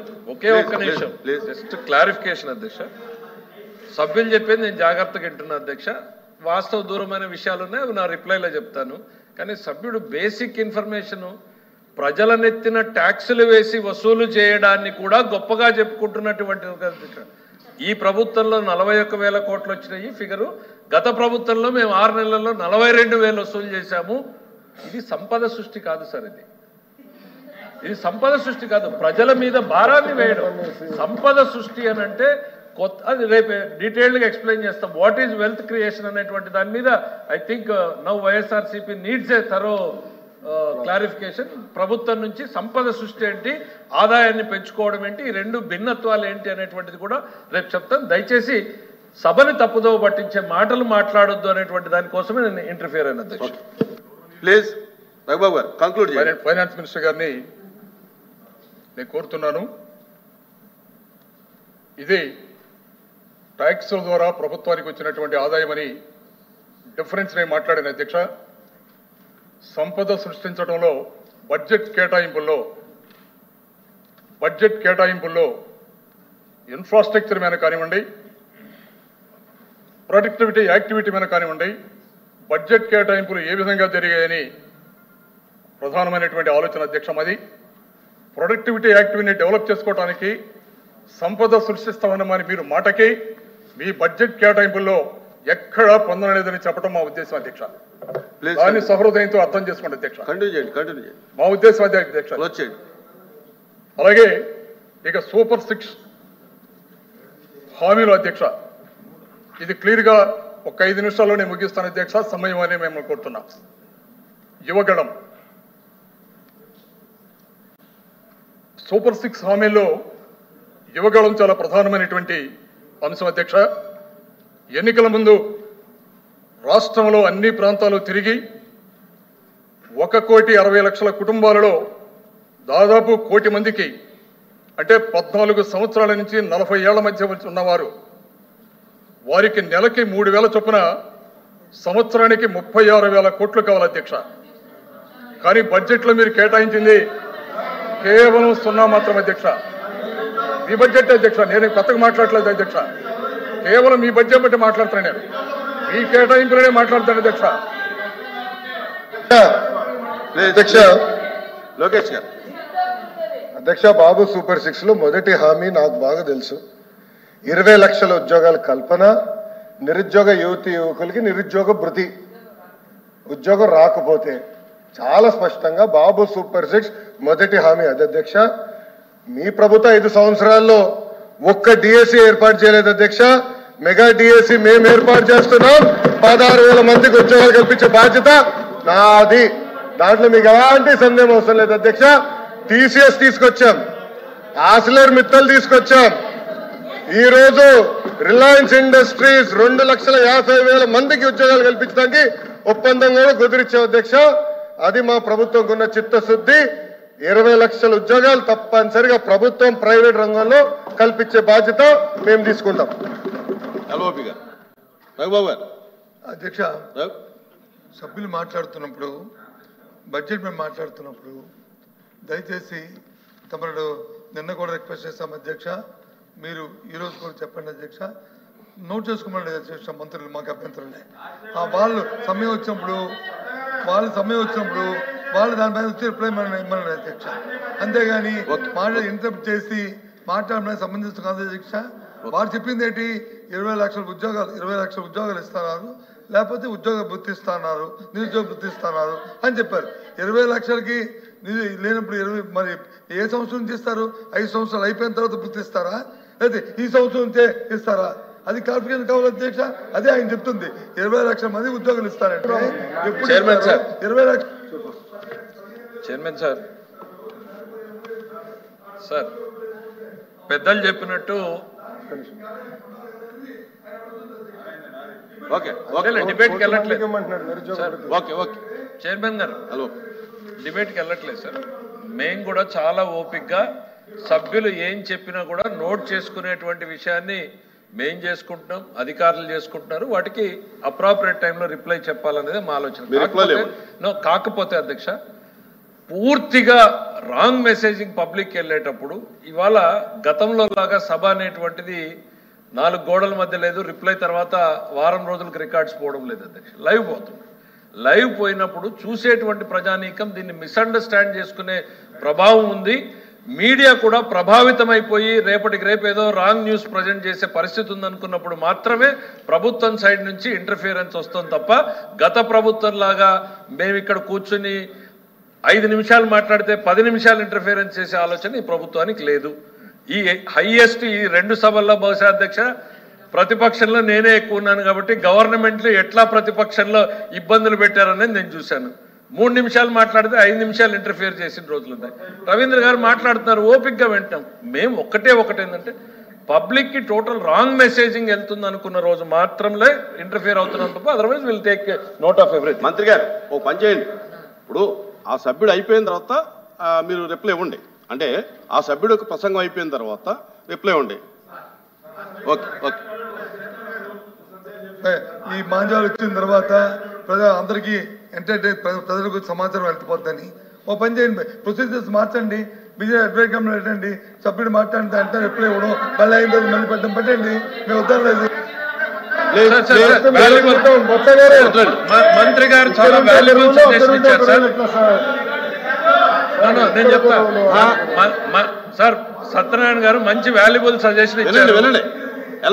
వినండి, మీరు చెప్పింది చాలా మంచి ఆలోచన చేశారు సార్ మంత్రి గారు.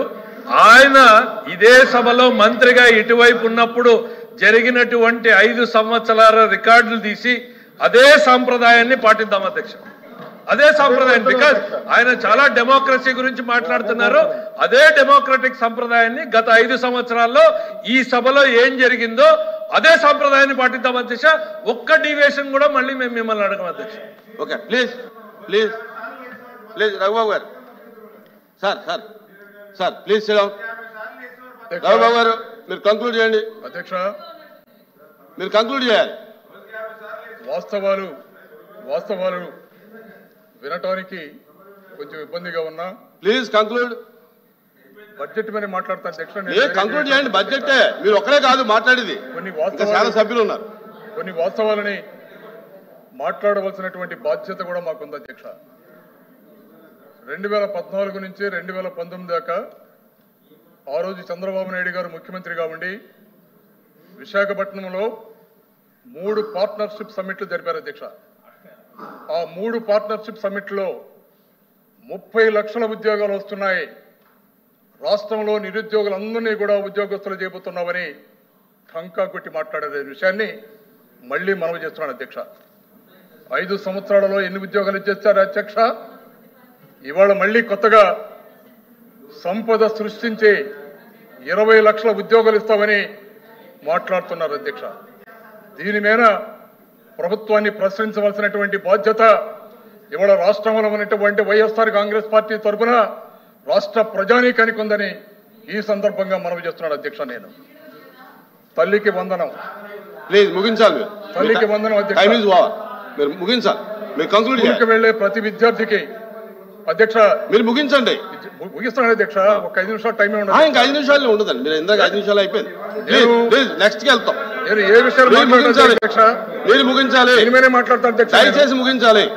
అలాగే స్కూల్కి వెళ్లే ప్రతి విద్యార్థికి నీకు 15,000, నీకు 15,000, నీకు 15,000, నీకు 15,000. ఇంట్లో ఎంతమంది విద్యార్థులు ఉంటే అందరికీ కూడా 15,000 ఇస్తానని మాట్లాడారు.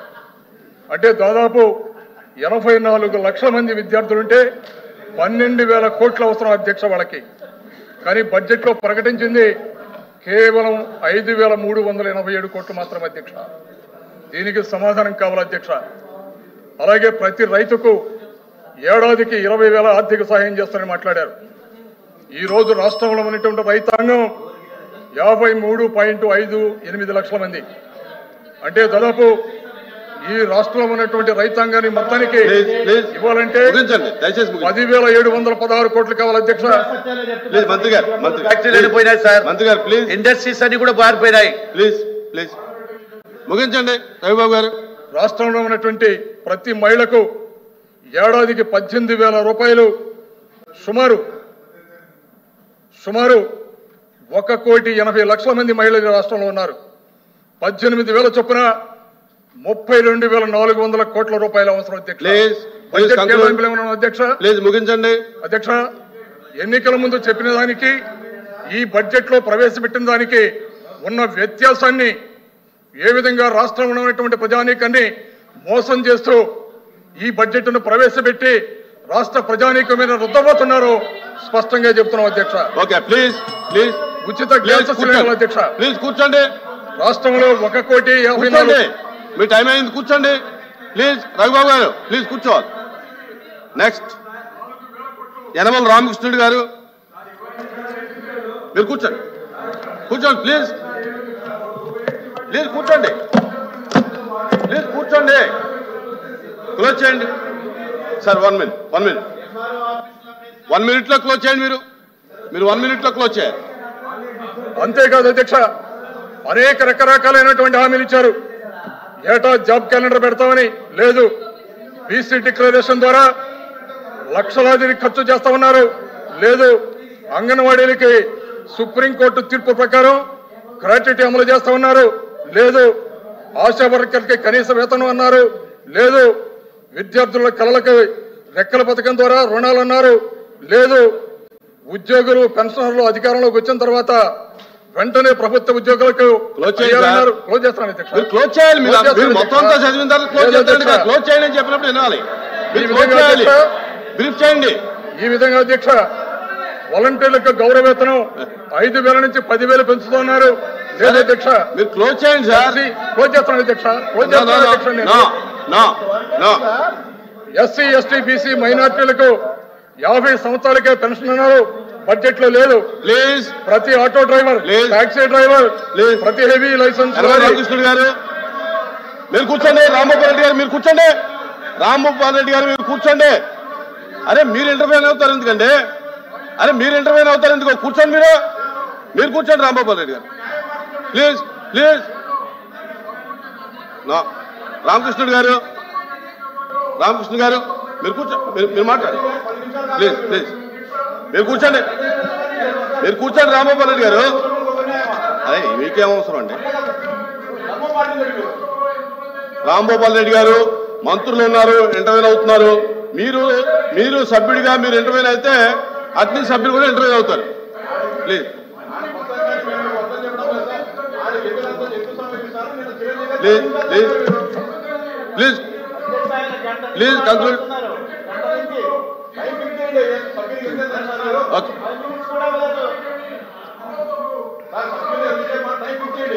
ఎల్ఓపి గారు మీరు మాట్లాడమన్నాం. దయచేసి సభ్యులు ఇంటర్వ్యూ అవ్వకండి.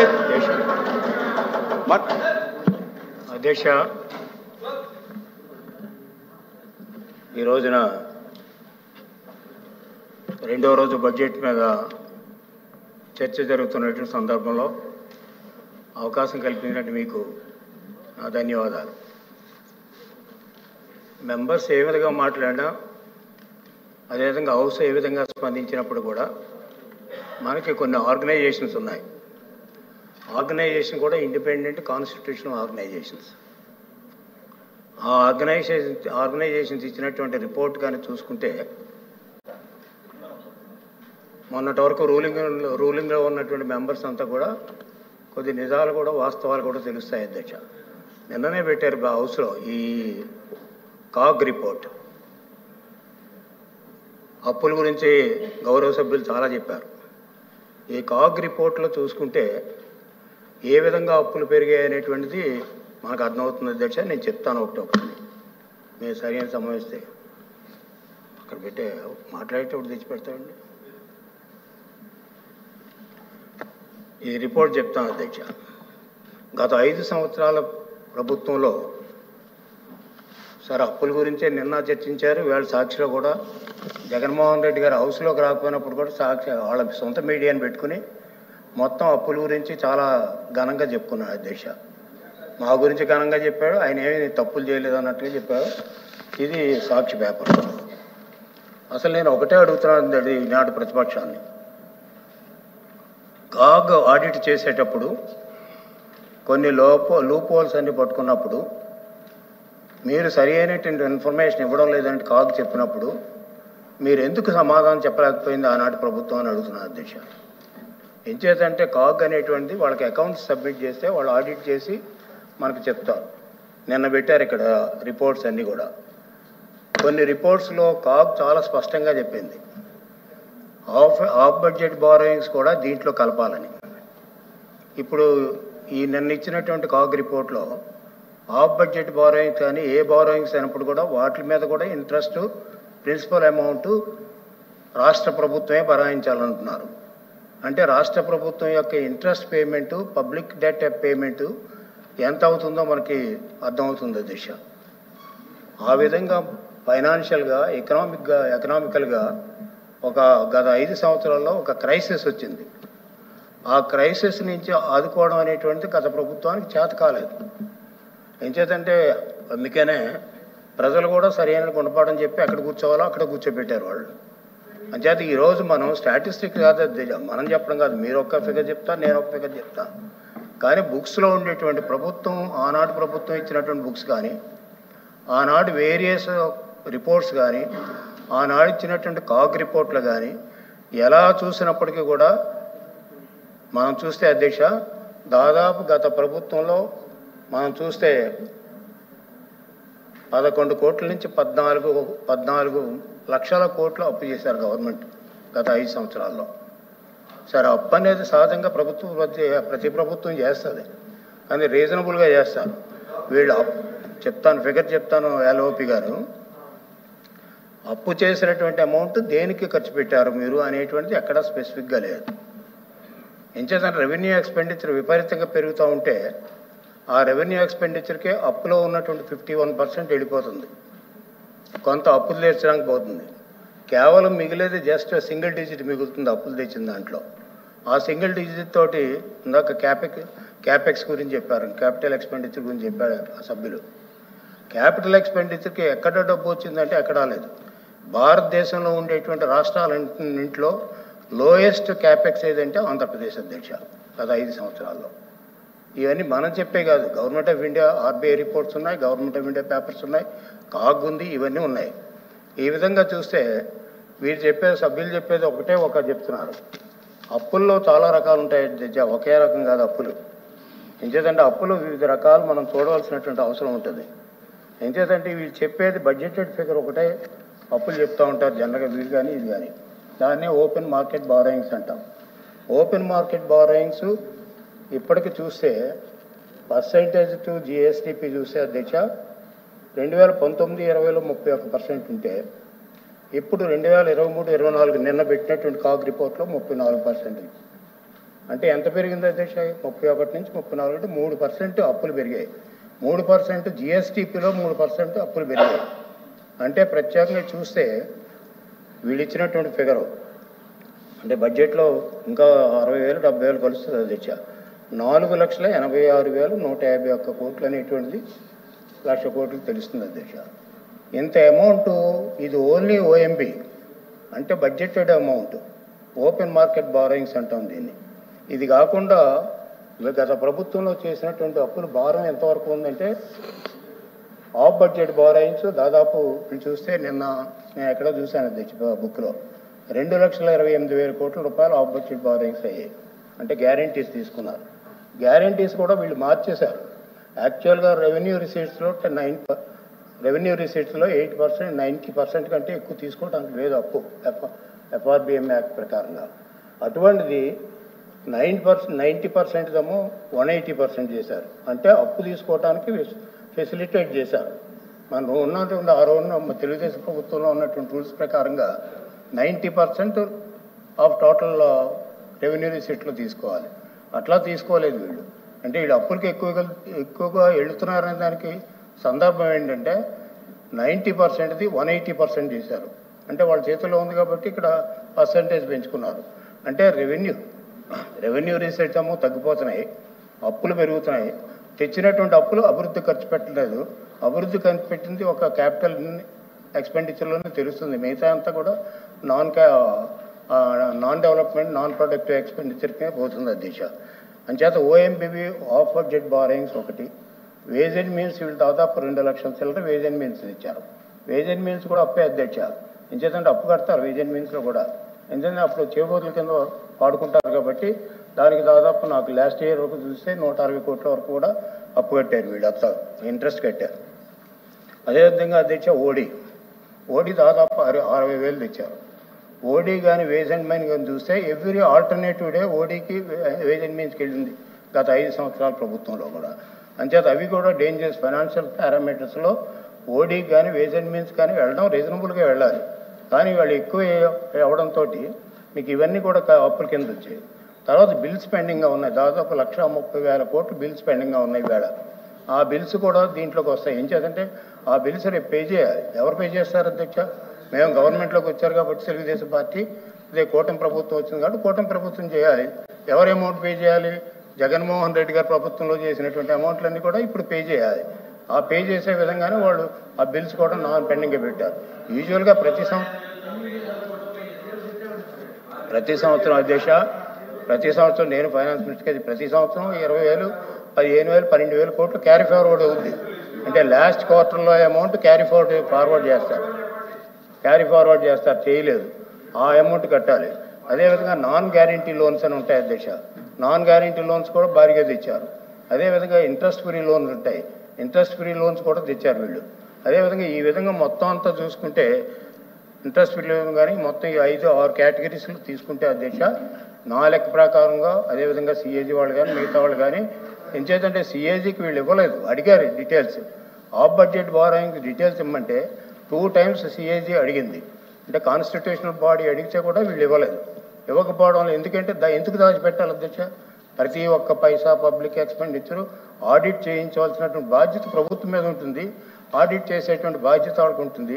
ఆడిట్ అయిన తర్వాత మనకి మళ్ళీ మన హౌస్లో పెట్టేటువంటి బాధ్యత కూడా ఉంటుంది అధ్యక్ష. అవి మనం చూసుకున్న తర్వాత ప్రభుత్వాలు రెక్టిఫై చేస్తారు. ఆ రెక్టిఫై చేయడానికి కూడా అవకాశాలు ఇవ్వలేదు అధ్యక్ష. ఇంకొకటి చూస్తే పిఎస్సి కమిటీ వేశారు. ఎప్పుడైనా పిఎస్సి 5 సంవత్సరాలు కూర్చోవడానికి అవకాశం ఇచ్చారు మీరు? నేను స్ట్రైట్గా అడుగుతున్నాను అధ్యక్ష. ఈయనే చైర్మన్, ఇప్పుడు ఫైనాన్స్ మినిస్టర్ గారే ఆయన చైర్మన్ పిఎస్సి. అదే మీటింగ్ పిలవరు, మీటింగ్ పిలిస్తే రారు. దీనివల్ల ఏమవుతుందంటే అధ్యక్ష, ఎక్స్ట్రా ఎక్స్పెండిచర్ ఏదైతే ఉందో బడ్జెట్ ఎక్స్పెండిచర్ ఎక్స్ట్రా ఎక్స్పెండిచర్ ఏదైతే ఉందో ఆ రెగ్యులరైజ్ చేయాలంటే పిఎస్సి కూర్చోవాలి. ఆ రెగ్యులర్ చేయకుండా ఈనాడు దాదాపు 1000 కోట్ల లక్షల కోట్లు రెగ్యులర్ చేయకుండా ఈనాడు ఉన్నాయి. ఆ రెగ్యులరైజ్ చేయించుకునేటువంటి పద్ధతి కూడా ఈ రాష్ట్ర ప్రభుత్వం అమలు జరపలేదు అనేది చాలా స్పష్టంగా అవుతుంది. ఎందుకంటే మొత్తం అసెంబ్లీ సంఘాలను కూడా డిఫామ్ చేసి పడేశారు కదా 5 సంవత్సరాల్లో. దానివల్ల మనకు నష్టం ఏం జరిగిందంటే ఫ్యాక్చువల్ పొజిషన్ బయటికి రావడానికి వీళ్ళు ఒప్పుకోలేదు. ఇంకేదంటే ఫ్యాక్చువల్ పొజిషన్ బయటకు వస్తే రికార్డెడ్ ఇన్ఫర్మేషన్ బయటకు వస్తే వీళ్ళ భాగోతం బయటపడుతుంది అనేటువంటి ఉద్దేశాలు. అదేవిధంగా ఈసారి లోన్ చూస్తే మొత్తం ఇన్ని వేల కోట్ల రూపాయలు, ఇన్ని లక్షల కోట్ల రూపాయలు అప్పు చేసిన తర్వాత క్యాపిటల్ ఎక్స్పెండిచర్ ఎంత ఖర్చు పెట్టారంటే క్యాపిటల్ ఎక్స్పెండిచర్లో 2 రకాలు ఉంటాయి. చాలా మందికి తెలియకపోవచ్చు. ఒకటి క్యాపిటల్ అవుట్లే ఉంటుంది. ఆ అవుట్లే కరెక్ట్గా వెళ్తుంది, ఎక్స్పెండిచర్ అంటే ఇన్ఫ్రాస్ట్రక్చర్కి వెళ్తుంది. అలా కాకుండా క్యాపిటల్ ఎక్స్పెండిచర్ అని ఉంటుంది హెడ్డింగ్, కానీ దాంట్లో కొంత శాలరీస్కి పోతుంది. అంచేత క్యాపిటల్ అవుట్లే ఎంత ఉందో అది చూస్తే సింగిల్ డిజిట్లో ఖర్చు పెట్టారు వీళ్ళు 5 సంవత్సరాల్లో కూడా క్యాపిటల్ ఎక్స్పెండిచర్. అంటే ప్రొడక్టివ్ ఎక్స్పెండిచర్ లేదు ఈ ప్రభుత్వం హయాంలో ఉంది. అందుకని సరే రోడ్డు గుంతలు కూడా కప్పెట్టలేకపోయినటువంటి పరిస్థితి వచ్చింది. అంచేత ఏంటంటే పైసా కూడా ఖర్చు పెట్టలేనటువంటి పరిస్థితిలో ఉండి అప్పులు పాలైపోయినటువంటి ప్రభుత్వం. అంచేతనే ముందే అప్పుల గురించి చెప్తాను అధ్యక్ష. మొదట్లో వీళ్ళు చేసినటువంటి అప్పులు ఏ విధంగా ఉన్నాయో చూద్దాం, ఆ గ్రోత్ ఎలా ఉందో చూద్దాం లేదు.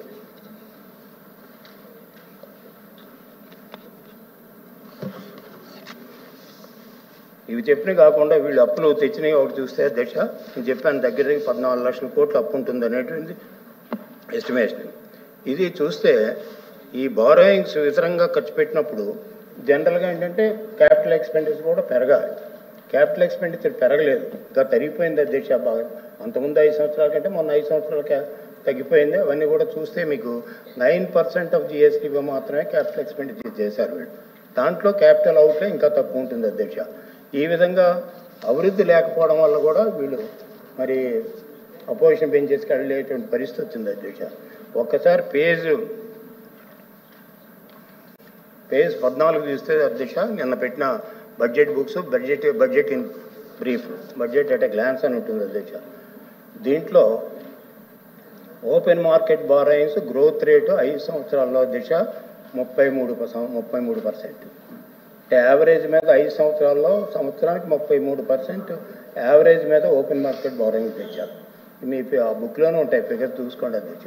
అదేవిధంగా లోన్స్ ఫ్రమ్ సెంట్రల్ గవర్నమెంట్, ఇవి కూడా యావరేజ్ మీద చూస్తే అధ్యక్ష 68.7% యావరేజ్ మీద లో.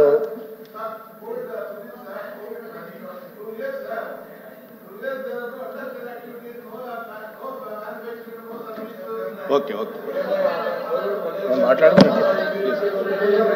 మాట్లాడమని చెప్తా. ప్లీజ్ కంటిన్యూ చేయండి సార్. అధ్యక్ష, ఇంటర్ఫీరెన్స్ అనేది సహజంగా జరుగుతూ ఉంటాయి. ఒకసారి కావాలంటే సభ్యులు ఏమైనా చెప్తే నేను సమాధానం చెప్తాను మీకు. Sir thank you sir. అంటే మన లాస్ట్ టైం గవర్నమెంట్ ఫామ్ అయింది సార్ 2019 నుంచి. 2019 డిసెంబర్కే COVID-19 అని వచ్చేసింది, డిక్లేర్ చేశారు. 2020 వచ్చినప్పటికి చాలా సివియర్ అయింది. 21 వచ్చినప్పటికి సెకండ్ ఫేజ్ వచ్చేసింది. సెకండ్ ఫేజ్లో సార్ ఆక్సిజన్ తప్ప మనకి ఏ కమోడిటీ తెలియదు. బస్సులు లేవు, రైళ్లు లేవు, ఫ్లైట్లు లేవు, షిప్పులు లేవు, మ్యానుఫ్యాక్చరింగ్ లేదు, సర్వీస్ సెక్టర్ లేదు, మొత్తం zero sir. Paralyse. Not only state sir, not only state, మొత్తం కంట్రీ సార్. సార్ సార్ చెప్పాను నేను సార్, చెప్పమ్మా, చెప్పేది వినమ్మా, నువ్వు చెప్పేది విను కొద్దిగా. మేడం ప్లీజ్ చెప్పేది వినమ్మా ప్లీజ్. చెప్పండి రవీంద్ర గారు. అమ్మా కోవిడ్ విషయంలో బాబు, కోవిడ్ లో నో కాంట్రవర్సీ. రవీంద్ర గారు ఇటు చెప్పండి, కోవిడ్ వల్ల చచ్చిపోయారు చాలా మంది. రవీంద్ర గారు చేరికి చెప్పండి. ఆవిడ మేడం గారికి చెప్పండి సార్. సార్ కోవిడ్ లో చచ్చిపోయారు సార్ జనాలు లక్షల మంది. రామకృష్ణుడు గారికి చెప్తున్నారు, చెప్పండి.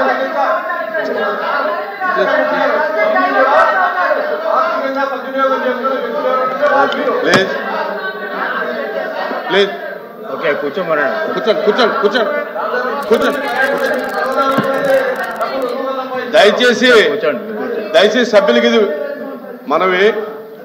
రాంభూపాల్ రెడ్డి గారు, ఇప్పుడు రామకృష్ణుడు గారు అడగండి చెప్తానని చెప్పారు, ఆయన లేచారు. మీరు నలుగురు లేస్తే ఏది నో, మీరు ప్రతి దానికి ఇంటర్వ్యూ అవుతున్నారు, మంచిది కాదు మీకు. గౌరవ సభ్యులు చాలా చక్కగా చెప్పారు. కోవిడ్ వల్ల ఇవన్నీ జరుగుతున్నాయి. అలాగని కోవిడ్ వల్ల చాలామంది చనిపోయిన మాట వాస్తవమే అధ్యక్ష.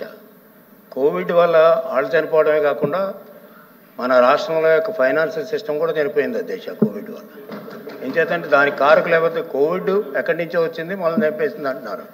కానీ ఇక్కడ ఫైనాన్షియల్ సిస్టమ్ అదే పీరియడ్లో చావు చూడటానికి కారణం ఎవరంటే వైసీపీ ప్రభుత్వం అధ్యక్ష. అది నేను చెప్తున్నాను.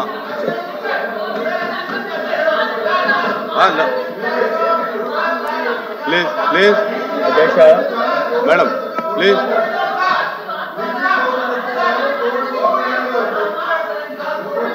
అధ్యక్ష అధ్యక్ష మేడం కూర్చోవాలి, మీరు కూర్చోండి కూర్చోండి. రవీంద్ర గారు కూర్చోండి. అధ్యక్ష కూర్చోండి, తర్వాత మాట్లాడమన్నాడు. కూర్చోండి రవీంద్ర గారు కూర్చోండి ప్లీజ్. అధ్యక్ష అధ్యక్ష ఒకసారి ఇంటర్ఫియరెన్స్ అంటే నాకేం అభ్యంతరం లేదు. 24 గంటలు ఆపడానికి చూస్తే మాత్రం కొద్దిగా ఇబ్బంది వస్తుంది అధ్యక్ష. అదేవిధంగా లోన్స్ ఫ్రమ్ సెంట్రల్ గవర్నమెంట్ చూస్తే అధ్యక్ష సంవత్సరానికి 65.7% పెరిగింది అధ్యక్ష. అదేవిధంగా లోన్స్ ఫ్రమ్ అదర్ ఇన్స్టిట్యూషన్స్ సంవత్సరానికి 7% యావరేజ్ మీద పెరిగింది అధ్యక్ష 5 సంవత్సరాల్లో. ఇవన్నీ కూడా 5 సంవత్సరాల ఫిగర్స్ గత ప్రభుత్వం అనే అధ్యక్ష. అదే మీరు నిన్న ప్రవేశపెట్టినట్టు బడ్జెట్ అట్ ఎ గ్లాన్స్. అదేవిధంగా స్మాల్ సేవింగ్స్ తగ్గింది అధ్యక్ష. స్మాల్ సేవింగ్స్ తగ్గించడానికి చాలా కారణాలు ఉంటాయి. ఎందుకంటే వీళ్ళు ఇంట్రెస్ట్ రేట్లు ఎక్కువైపోయి ఎవరు కూడా జనాలకి పెద్ద ఉపయోగపడడం లేదనేటువంటి అప్పుడు మా టైంలోనే తగ్గించావు స్మాల్ సేవింగ్స్ లోన్స్ తీసుకోవాలి. ప్రావిడెంట్ ఫండ్ అధ్యక్ష, ఇది ఎంప్లాయీస్ సంబంధించిన ప్రావిడెంట్ ఫండ్. ఇది చూస్తే యావరేజ్ మీద 17.5% ఈ 5 సంవత్సరాల్లో పెరిగింది సంవత్సరానికి అధ్యక్ష. అదేవిధంగా డిపాజిట్స్ అండ్ రిజర్వ్ ఫండ్స్ అన్ని కూడా చూస్తే దాంట్లో 2.8% మైనస్ పెరిగింది. ఈ విధంగా టోటల్ చూస్తే అధ్యక్ష 2,57,509.87 కోట్లు ఆ రోజున 18-19లో ఉంటే ఈ రోజున చూస్తే అధ్యక్ష 24-25 బిఈ ఇది కూడా చూస్తే 5,60,000 కోట్ల 94.25 crores అధ్యక్ష. ఇది open market borrowings, total different categories తెచ్చుకున్నటువంటి బారోయింగ్స్. ఈ దూడు చూస్తే అధ్యక్ష ఇందాక సభ్యులు చెప్పారు 24-25 మీరు బడ్జెట్ పెట్టారు కదా అధ్యక్ష. వినండి మీరు లాస్ట్లో మాట్లాడతారా?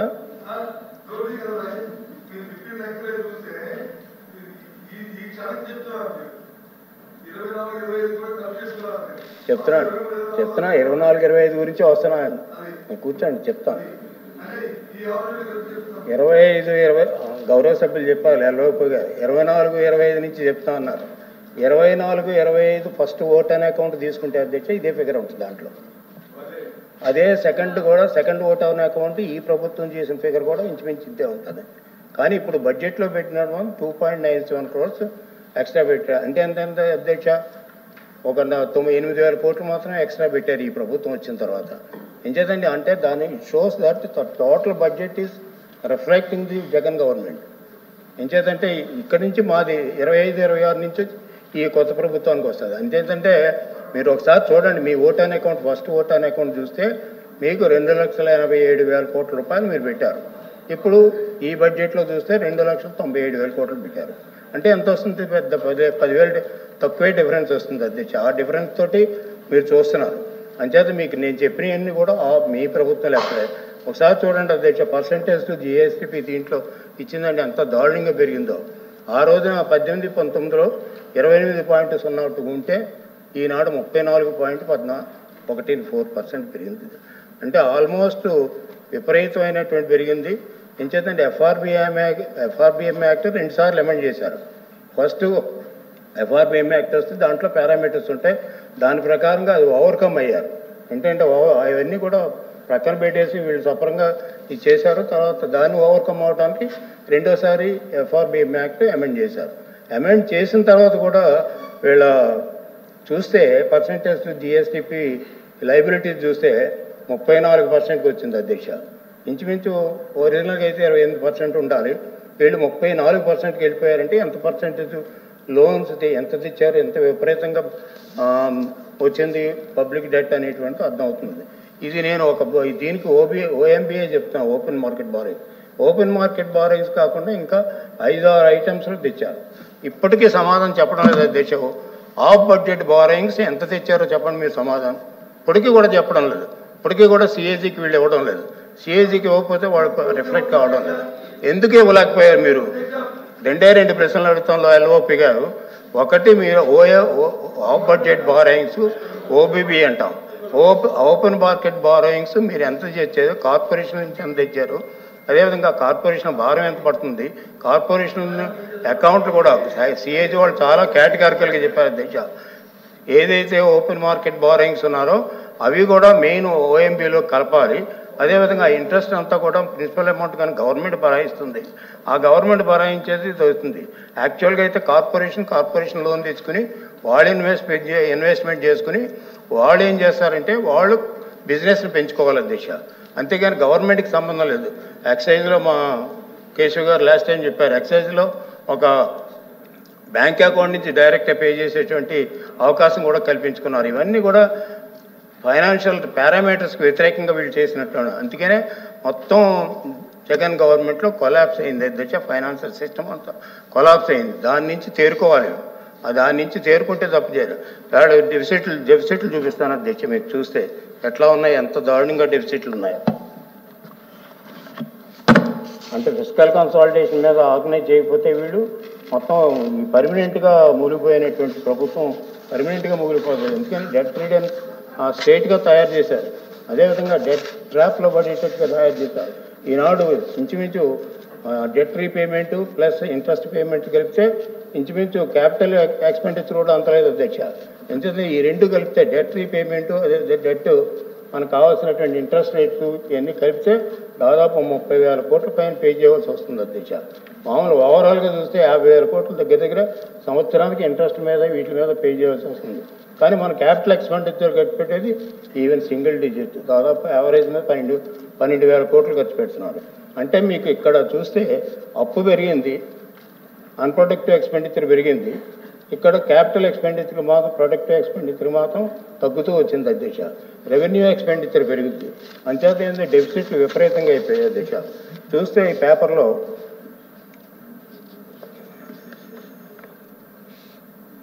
ఇప్పుడు లేటెస్ట్ 24-25 వీళ్ళు ఇచ్చిన ప్రకారంగా అధ్యక్ష ఇచ్చారంటే ఈ ప్రభుత్వం లేదు, మీ ప్రభుత్వంలో చేసినవి ఇక్కడ మళ్ళీ రిపీట్ చేశారు వీళ్ళంతా కూడా. చేస్తే 24-25లో అధ్యక్ష 2.12% రెవెన్యూ డెఫిసిట్ అయ్యింది. అదేవిధంగా ఫిస్కల్ డెఫిసిట్ చూస్తే 4.1% ఉంది. అదేవిధంగా ప్రైమరీ డెఫిసిట్ చూస్తే దాదాపు మనం చూస్తే అదే ప్రైమరీ డెఫిసిట్ 2.0% ఉందండి. అంటే ప్రైమరీ డెఫిసిట్ పెరుగుతూ ఉందంటే ఇంట్రెస్ట్ పేమెంట్స్ పెరుగుతున్నాయనేటువంటి చాలా క్లియర్ ఇండికేషన్ అధ్యక్ష. అంచేత ఇంట్రెస్ట్ పేమెంట్స్ పెరుగుతుంది. ఇంట్రెస్ట్ ప్రిన్సిపల్ అమౌంట్ పే చేసి కలిపితే కూడా క్యాపిటల్ ఎక్స్పెండిచర్ తక్కువగా ఉంది అధ్యక్ష. అంటే క్యాపిటల్ ఎక్స్పెండిచర్ తక్కువగా ఉండడం వల్ల ప్రాబ్లం ఏంటంటే అధ్యక్ష అభివృద్ధి లేదనేటువంటి మీకు ఈ సందర్భంగా మనం చేస్తున్నాను. అంతే నేను చెప్పేది ఒకటే, ఎప్పుడైతే అందరూ సైంటిస్టులు ఏంటి ఎకనామిక్ సైంటిస్టులు ప్రతి ఒక్కరు కూడా ఎక్స్పీరియన్స్ ఉన్న వాళ్ళంతా చెప్పేది అంటే ప్రొడక్టివ్ ఎక్స్పెండిచర్ లేకపోతే రాష్ట్రానికి భవిష్యత్తు ఉండదు అనేటువంటిది అధ్యక్ష. అంచేత గత ప్రభుత్వంలో ప్రొడక్టివ్ ఎక్స్పెండిచర్ లేదు కాబట్టి రాష్ట్రానికి భవిష్యత్తు లేకుండా చేశారు కాబట్టి ప్రజలు సరైనటువంటి నిర్ణయం తీసుకుని ప్రభుత్వాన్ని మార్చారు. ఇది సింపుల్ రీజన్ అధ్యక్ష. అంచేత ఏంటంటే ఒకవైపు ఎకానమీ చాలా ఇంపార్టెంట్. వీళ్ళు ఎకనామిక్ గ్రోత్ ఏముంది అధ్యక్ష? ఎకనామిక్ గ్రోత్ ఉంటే రెవెన్యూస్ వస్తాయి, రెవెన్యూస్ ఉంటే ఇన్వెస్ట్మెంట్ అవుతాయి, ఇన్వెస్ట్మెంట్ ఉంటే మళ్ళీ రెవెన్యూ వస్తుంది. ఇది సైక్లింగ్ సిస్టమ్. అంచేత వీళ్ళు జిఎస్టిపి గురించి అసలు పట్టించుకోలేదు. నేను చాలా సందర్భంలో చెప్పాను, జగన్మోహన్ రెడ్డి గారు ముఖ్యమంత్రిగా ఉన్నారు. కనీసం రెవెన్యూ గురించి అసలు రెవెన్యూ ఎలా వస్తుంది, అదేవిధంగా ఎకానమీ ఎలా పెరుగుతుంది, సామాన్యుడు ఆర్థిక వ్యవస్థ ఎలా పెరుగుతుంది అనేటువంటి ఏనాడు కూడా ప్రభుత్వంలో రివ్యూ చేయలేదు అధ్యక్ష. ఆ ఎకానమీ అదేంటి అన్నట్లుగా బయటకు ఇన్ఫర్మేషన్ మరి ఎంతవరకు నిజం మనకు తెలియదు అధ్యక్ష. ఇప్పుడు ఎకానమీ లాస్ట్ 5 yearsలో చూసుకుంటే అధ్యక్ష యావరేజ్ కడితే -4.2% గ్రోత్ రేట్ వచ్చింది. అంటే నెగిటివ్ గ్రోత్ రేట్ ఉంది గత 5 సంవత్సరాలు. నెగిటివ్ గ్రోత్ ఉంటే రెవెన్యూ ఎలా పెరుగుతుంది అధ్యక్ష? రెవెన్యూ పెరగదు. ఎంచేతంటే తర్వాత వచ్చేటువంటి ప్రాబ్లమ్స్ చాలా ఉంటాయి. అంచేత ఎప్పుడైతే ఈ జిఎస్టీ పెరగలేదో మనకు అదర్గా ఫైనాన్షియల్ పారామీటర్స్ కానీ ఎకనామిక్ పారామీటర్స్ కానీ విపరీతంగా పెరుగుతాయి. అంచేత ఇవన్నీ కూడా డీటెయిల్గా చెప్పాలంటే చాలా టైం కావాలి. అప్పుడే మీరు బెల్ల మీదకి వెళ్తుంది అధ్యక్ష. అంటే అందుకని నేను మా చీఫ్ విప్ గారికి చెప్పాను కొద్దిగా ఎక్కువ టైం ఇవ్వమని మాట్లాడతాను. ఎంచేతంటే ఇది ఒక ఇష్యూ చెప్తేనే నేను గంట మాట్లాడుతాను అధ్యక్ష. ఓన్లీ డెట్ మీద గంట మాట్లాడతాను మీ సమయం ఇస్తే. ఎంచేతంటే ఎప్పుడైతే ఎకానమీ పడిపోయిందో మనం ఎప్పుడు వచ్చాం అధ్యక్ష? తెలుగుదేశం ప్రభుత్వంలో నేనున్నాను ఆ రోజు. ఫస్ట్ 5 స్టేట్స్లో మనం కూడా ఉండేవాళ్ళం. ఇప్పుడు వచ్చేటప్పటికి ఏంటంటే 9వ స్థానానికి వచ్చాం. అంటే 5వ స్థానం నుంచి 9వ స్థానానికి ఎట్లా దిగాం అధ్యక్ష? ఎంచేతంటే డెవలప్మెంట్ లేదు, ఎకానమిక్ గ్రోత్ లేదు. ఎకనామిక్ గ్రోత్ ఎప్పుడైతే లేదో మనకి ఇండికేషన్ బ్యాడ్ ఇండికేషన్ వెళ్ళిపోయాయి. అంచేత ఎకనామిక్ గ్రోత్ లేకపోతే ఇన్వెస్ట్మెంట్ లేదు. అదేవిధంగా ఇక్కడ వచ్చినటువంటి డెఫిసిట్లు ఎక్కువైపోయాయి. డెఫిసిట్లు ఎక్కువడం వల్ల అప్పు ఎక్కువైంది. అప్పు ఎక్కువడం వల్ల మళ్ళీ మనకి అది తీర్చేటువంటి కెపాసిటీ లేదు. కెపాసిటీ లేకపోవడం వల్ల ఓవరాల్గా ఆగ్రో ఎకానమీ కానీ, అదేవిధంగా ఇండస్ట్రీ ఎకానమీ కానీ, అదేవిధంగా అగ్రికల్చర్ ఎకానమీ కానీ, ఇవన్నీ కూడా మీకు చూస్తే సర్వీసెస్ ఎకానమీ కానీ 3 కూడా కంప్లీట్గా పడిపోవడం వల్ల అంటే యావరేజ్ మీద 5 సంవత్సరాల్లో -4.2 గ్రోత్కి వచ్చింది అధ్యక్ష. దీన్ని మా ముఖ్యమంత్రి గారు రీసెంట్గా ఛార్జ్ తీసుకున్న తర్వాత చెప్పారు ఏంటంటే 2047 విజన్ చేరాలంటే 15% గ్రోత్ రేట్ రావాలని. అంటే ఎంత కష్టమో మీరు ఆలోచించాలి. ఇప్పుడు గౌరవ సభ్యులు మాట్లాడుతున్నారు, మీరు 3 నెలలు అయింది కదా, 3 నెలల్లో ఇవెందుకు చేయలేదు అన్నారు. మీరు చేసినటువంటి సర్వనాశనం యొక్క ఆర్థిక వ్యవస్థని మళ్ళీ గాడిలోకి తీసుకురావడానికి టైం పడుతుంది అధ్యక్ష. ఇదేమి నేను పర్సనల్గా మాట్లాడేది. అంటే గాడిలోకి తీసుకురావడానికి కొంత టైం పడుతుంది. ఏం చేద్దంటే మైనస్ గ్రోత్ నుంచి 15% గ్రోత్ రేట్ వెళ్ళాలి. ఏ విధంగా వెళ్ళాలన్నప్పుడు ఎకనామిక్ గ్రోత్ చూస్తే మన దేశ అగ్రికల్చర్ గ్రోత్ రేట్ పడిపోయింది. దాంట్లో ఉండేటువంటి ఆక్వా ప్రధానమైనటువంటి అంశం.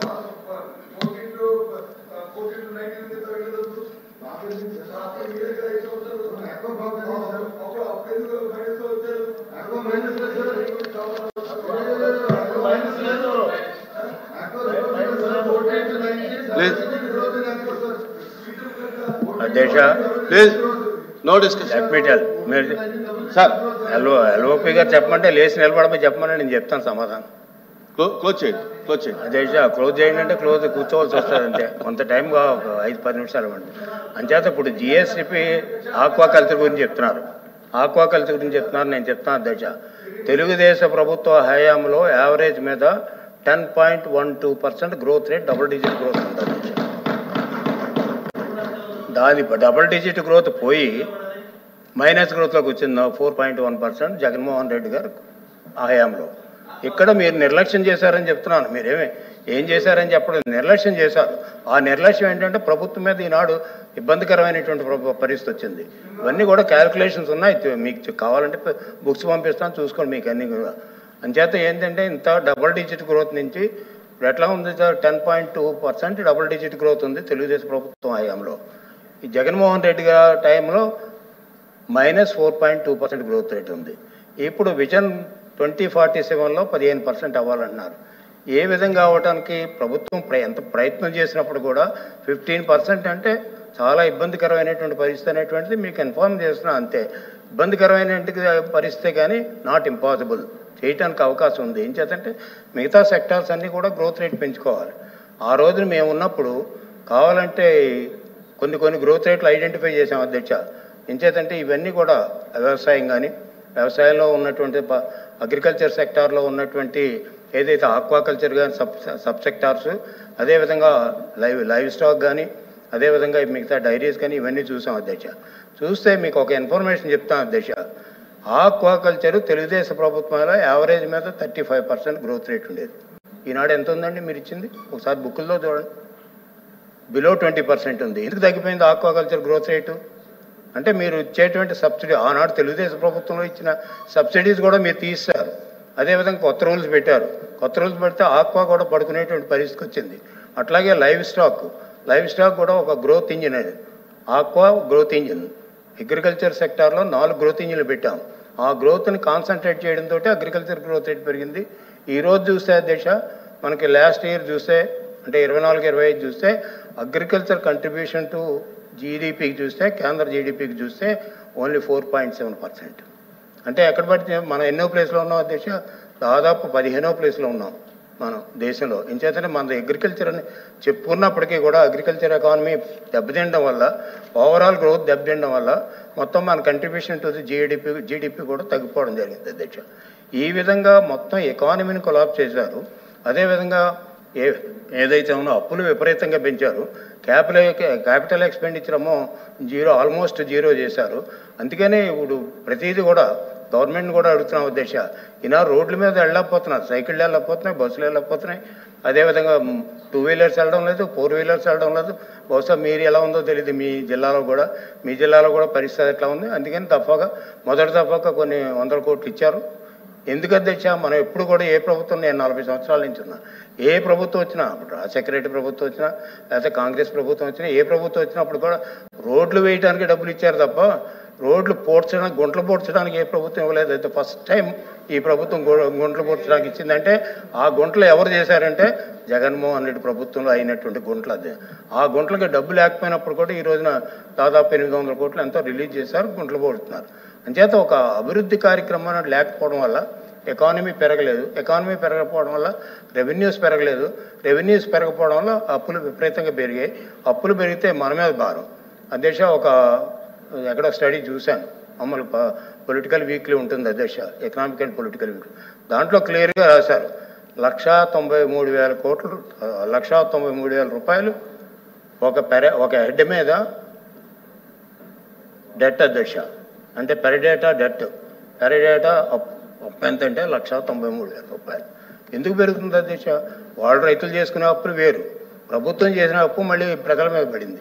ఇంత దారుణమైనటువంటి పరిస్థితి తీసుకురావడానికి కారణం జగన్మోహన్ రెడ్డి ప్రభుత్వం నిర్లక్ష్యం చేయడం వల్ల అధ్యక్ష. ఎకానమీ ఎప్పుడైతే నిర్లక్ష్యం చేశారో మొత్తం అంతా కొలాప్స్ అయింది అనేటువంటి చాలా స్పష్టంగా అవుతుంది.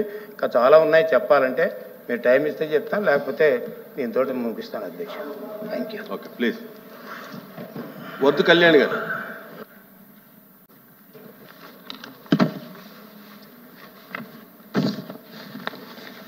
మాధవ్ ఇలా అన్నా చెప్పు. లేగాయా మేడం, ఒక్క నిమిషం సార్.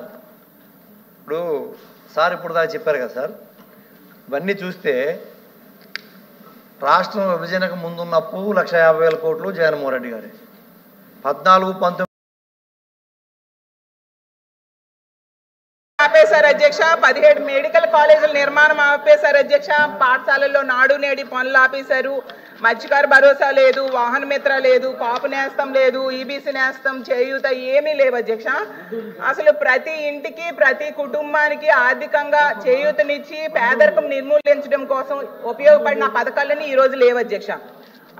వీళ్ళు అధికారంలోకి రాకముందే ఏం చెప్పారంటే, జగన్మోహన్ రెడ్డి గారి కంటే మేము ఎక్కువ ఇస్తాము, రెట్టింపు సంక్షేమం మేము ఇస్తాం చెప్పడంతో ప్రజలు నమ్మి ఓట్లేశారు అధ్యక్ష. ఈ బడ్జెట్ ప్రజల ఆశలు ఉసూరు అనిపించాయి అధ్యక్ష.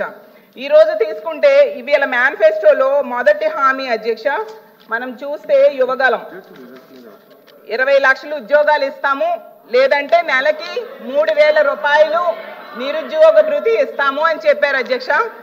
20 లక్షల ఉద్యోగాలంటే సంవత్సరంకి 4 లక్షల ఉద్యోగాలు ఇవ్వాలి అధ్యక్ష. ఇప్పటికీ 6 నెలలు అవుతుంది అధ్యక్ష. కనీసం ఒక్క ఉద్యోగం కూడా భర్తీ చేయలేదు అధ్యక్ష. వీళ్ళు డిఎస్సి నోటిఫికేషన్ 16,367 పోస్టులు ఇచ్చారు అధ్యక్ష. కానీ అందులో 10,000 పోస్టులు గత ప్రభుత్వం నోటిఫికేషన్ ఇచ్చింది అధ్యక్ష. ఎన్నికల వల్ల అది ఆగిపోయింది అధ్యక్ష. ఇప్పుడు నవంబర్ 5న అధ్యక్ష, నవంబర్ 5న డిఎస్సి నోటిఫికేషన్ జారీ చేస్తామన్నారు. ఏది అధ్యక్ష? నవంబర్ 5 అయిపోయింది కదా, నోటిఫికేషన్ ఎక్కడుంది అని అడుగుతున్నాను అధ్యక్ష. అలాగే ఉద్యోగాలు ఇవ్వకపోతే 3,000 రూపాయలు నిరుద్యోగ భృతి అన్నారు. 12 నెలలకి తీసుకుంటే 7,200 కోట్లు అవసరం. అది కూడా దాని గురించి రూపాయి కూడా ఒక పైసా కూడా ఇందులో విదల్చిన పరిస్థితి మనం చూసాం అధ్యక్ష. Job calendar madam running commentary correct కాదు, మాట్లాడినండి మీరు రన్నింగ్ కామెంటరీ చేస్తారా? క్యాలెండర్ ఎక్కడుంది అని నేను అడుగుతున్నాను అధ్యక్ష. అలాగే తీసుకుంటే వాలంటీర్లకి 5,000 నుంచి 10,000 చేస్తామన్నారు అధ్యక్ష. అంతకంటే ఇంకో ముఖ్యమైన విషయం చెప్తాను అధ్యక్ష. ఈ రాష్ట్రంలో ఉన్న ప్రభుత్వ ఉద్యోగుల పరిస్థితి మింగలేక కక్కలేక అన్న పరిస్థితిలో ఉంది అధ్యక్ష. ప్రభుత్వం అధికారంలోకి రాగానే 1వ నెల జీతం ఇస్తామన్నారు అధ్యక్ష. The house is adjourned for 5 minutes.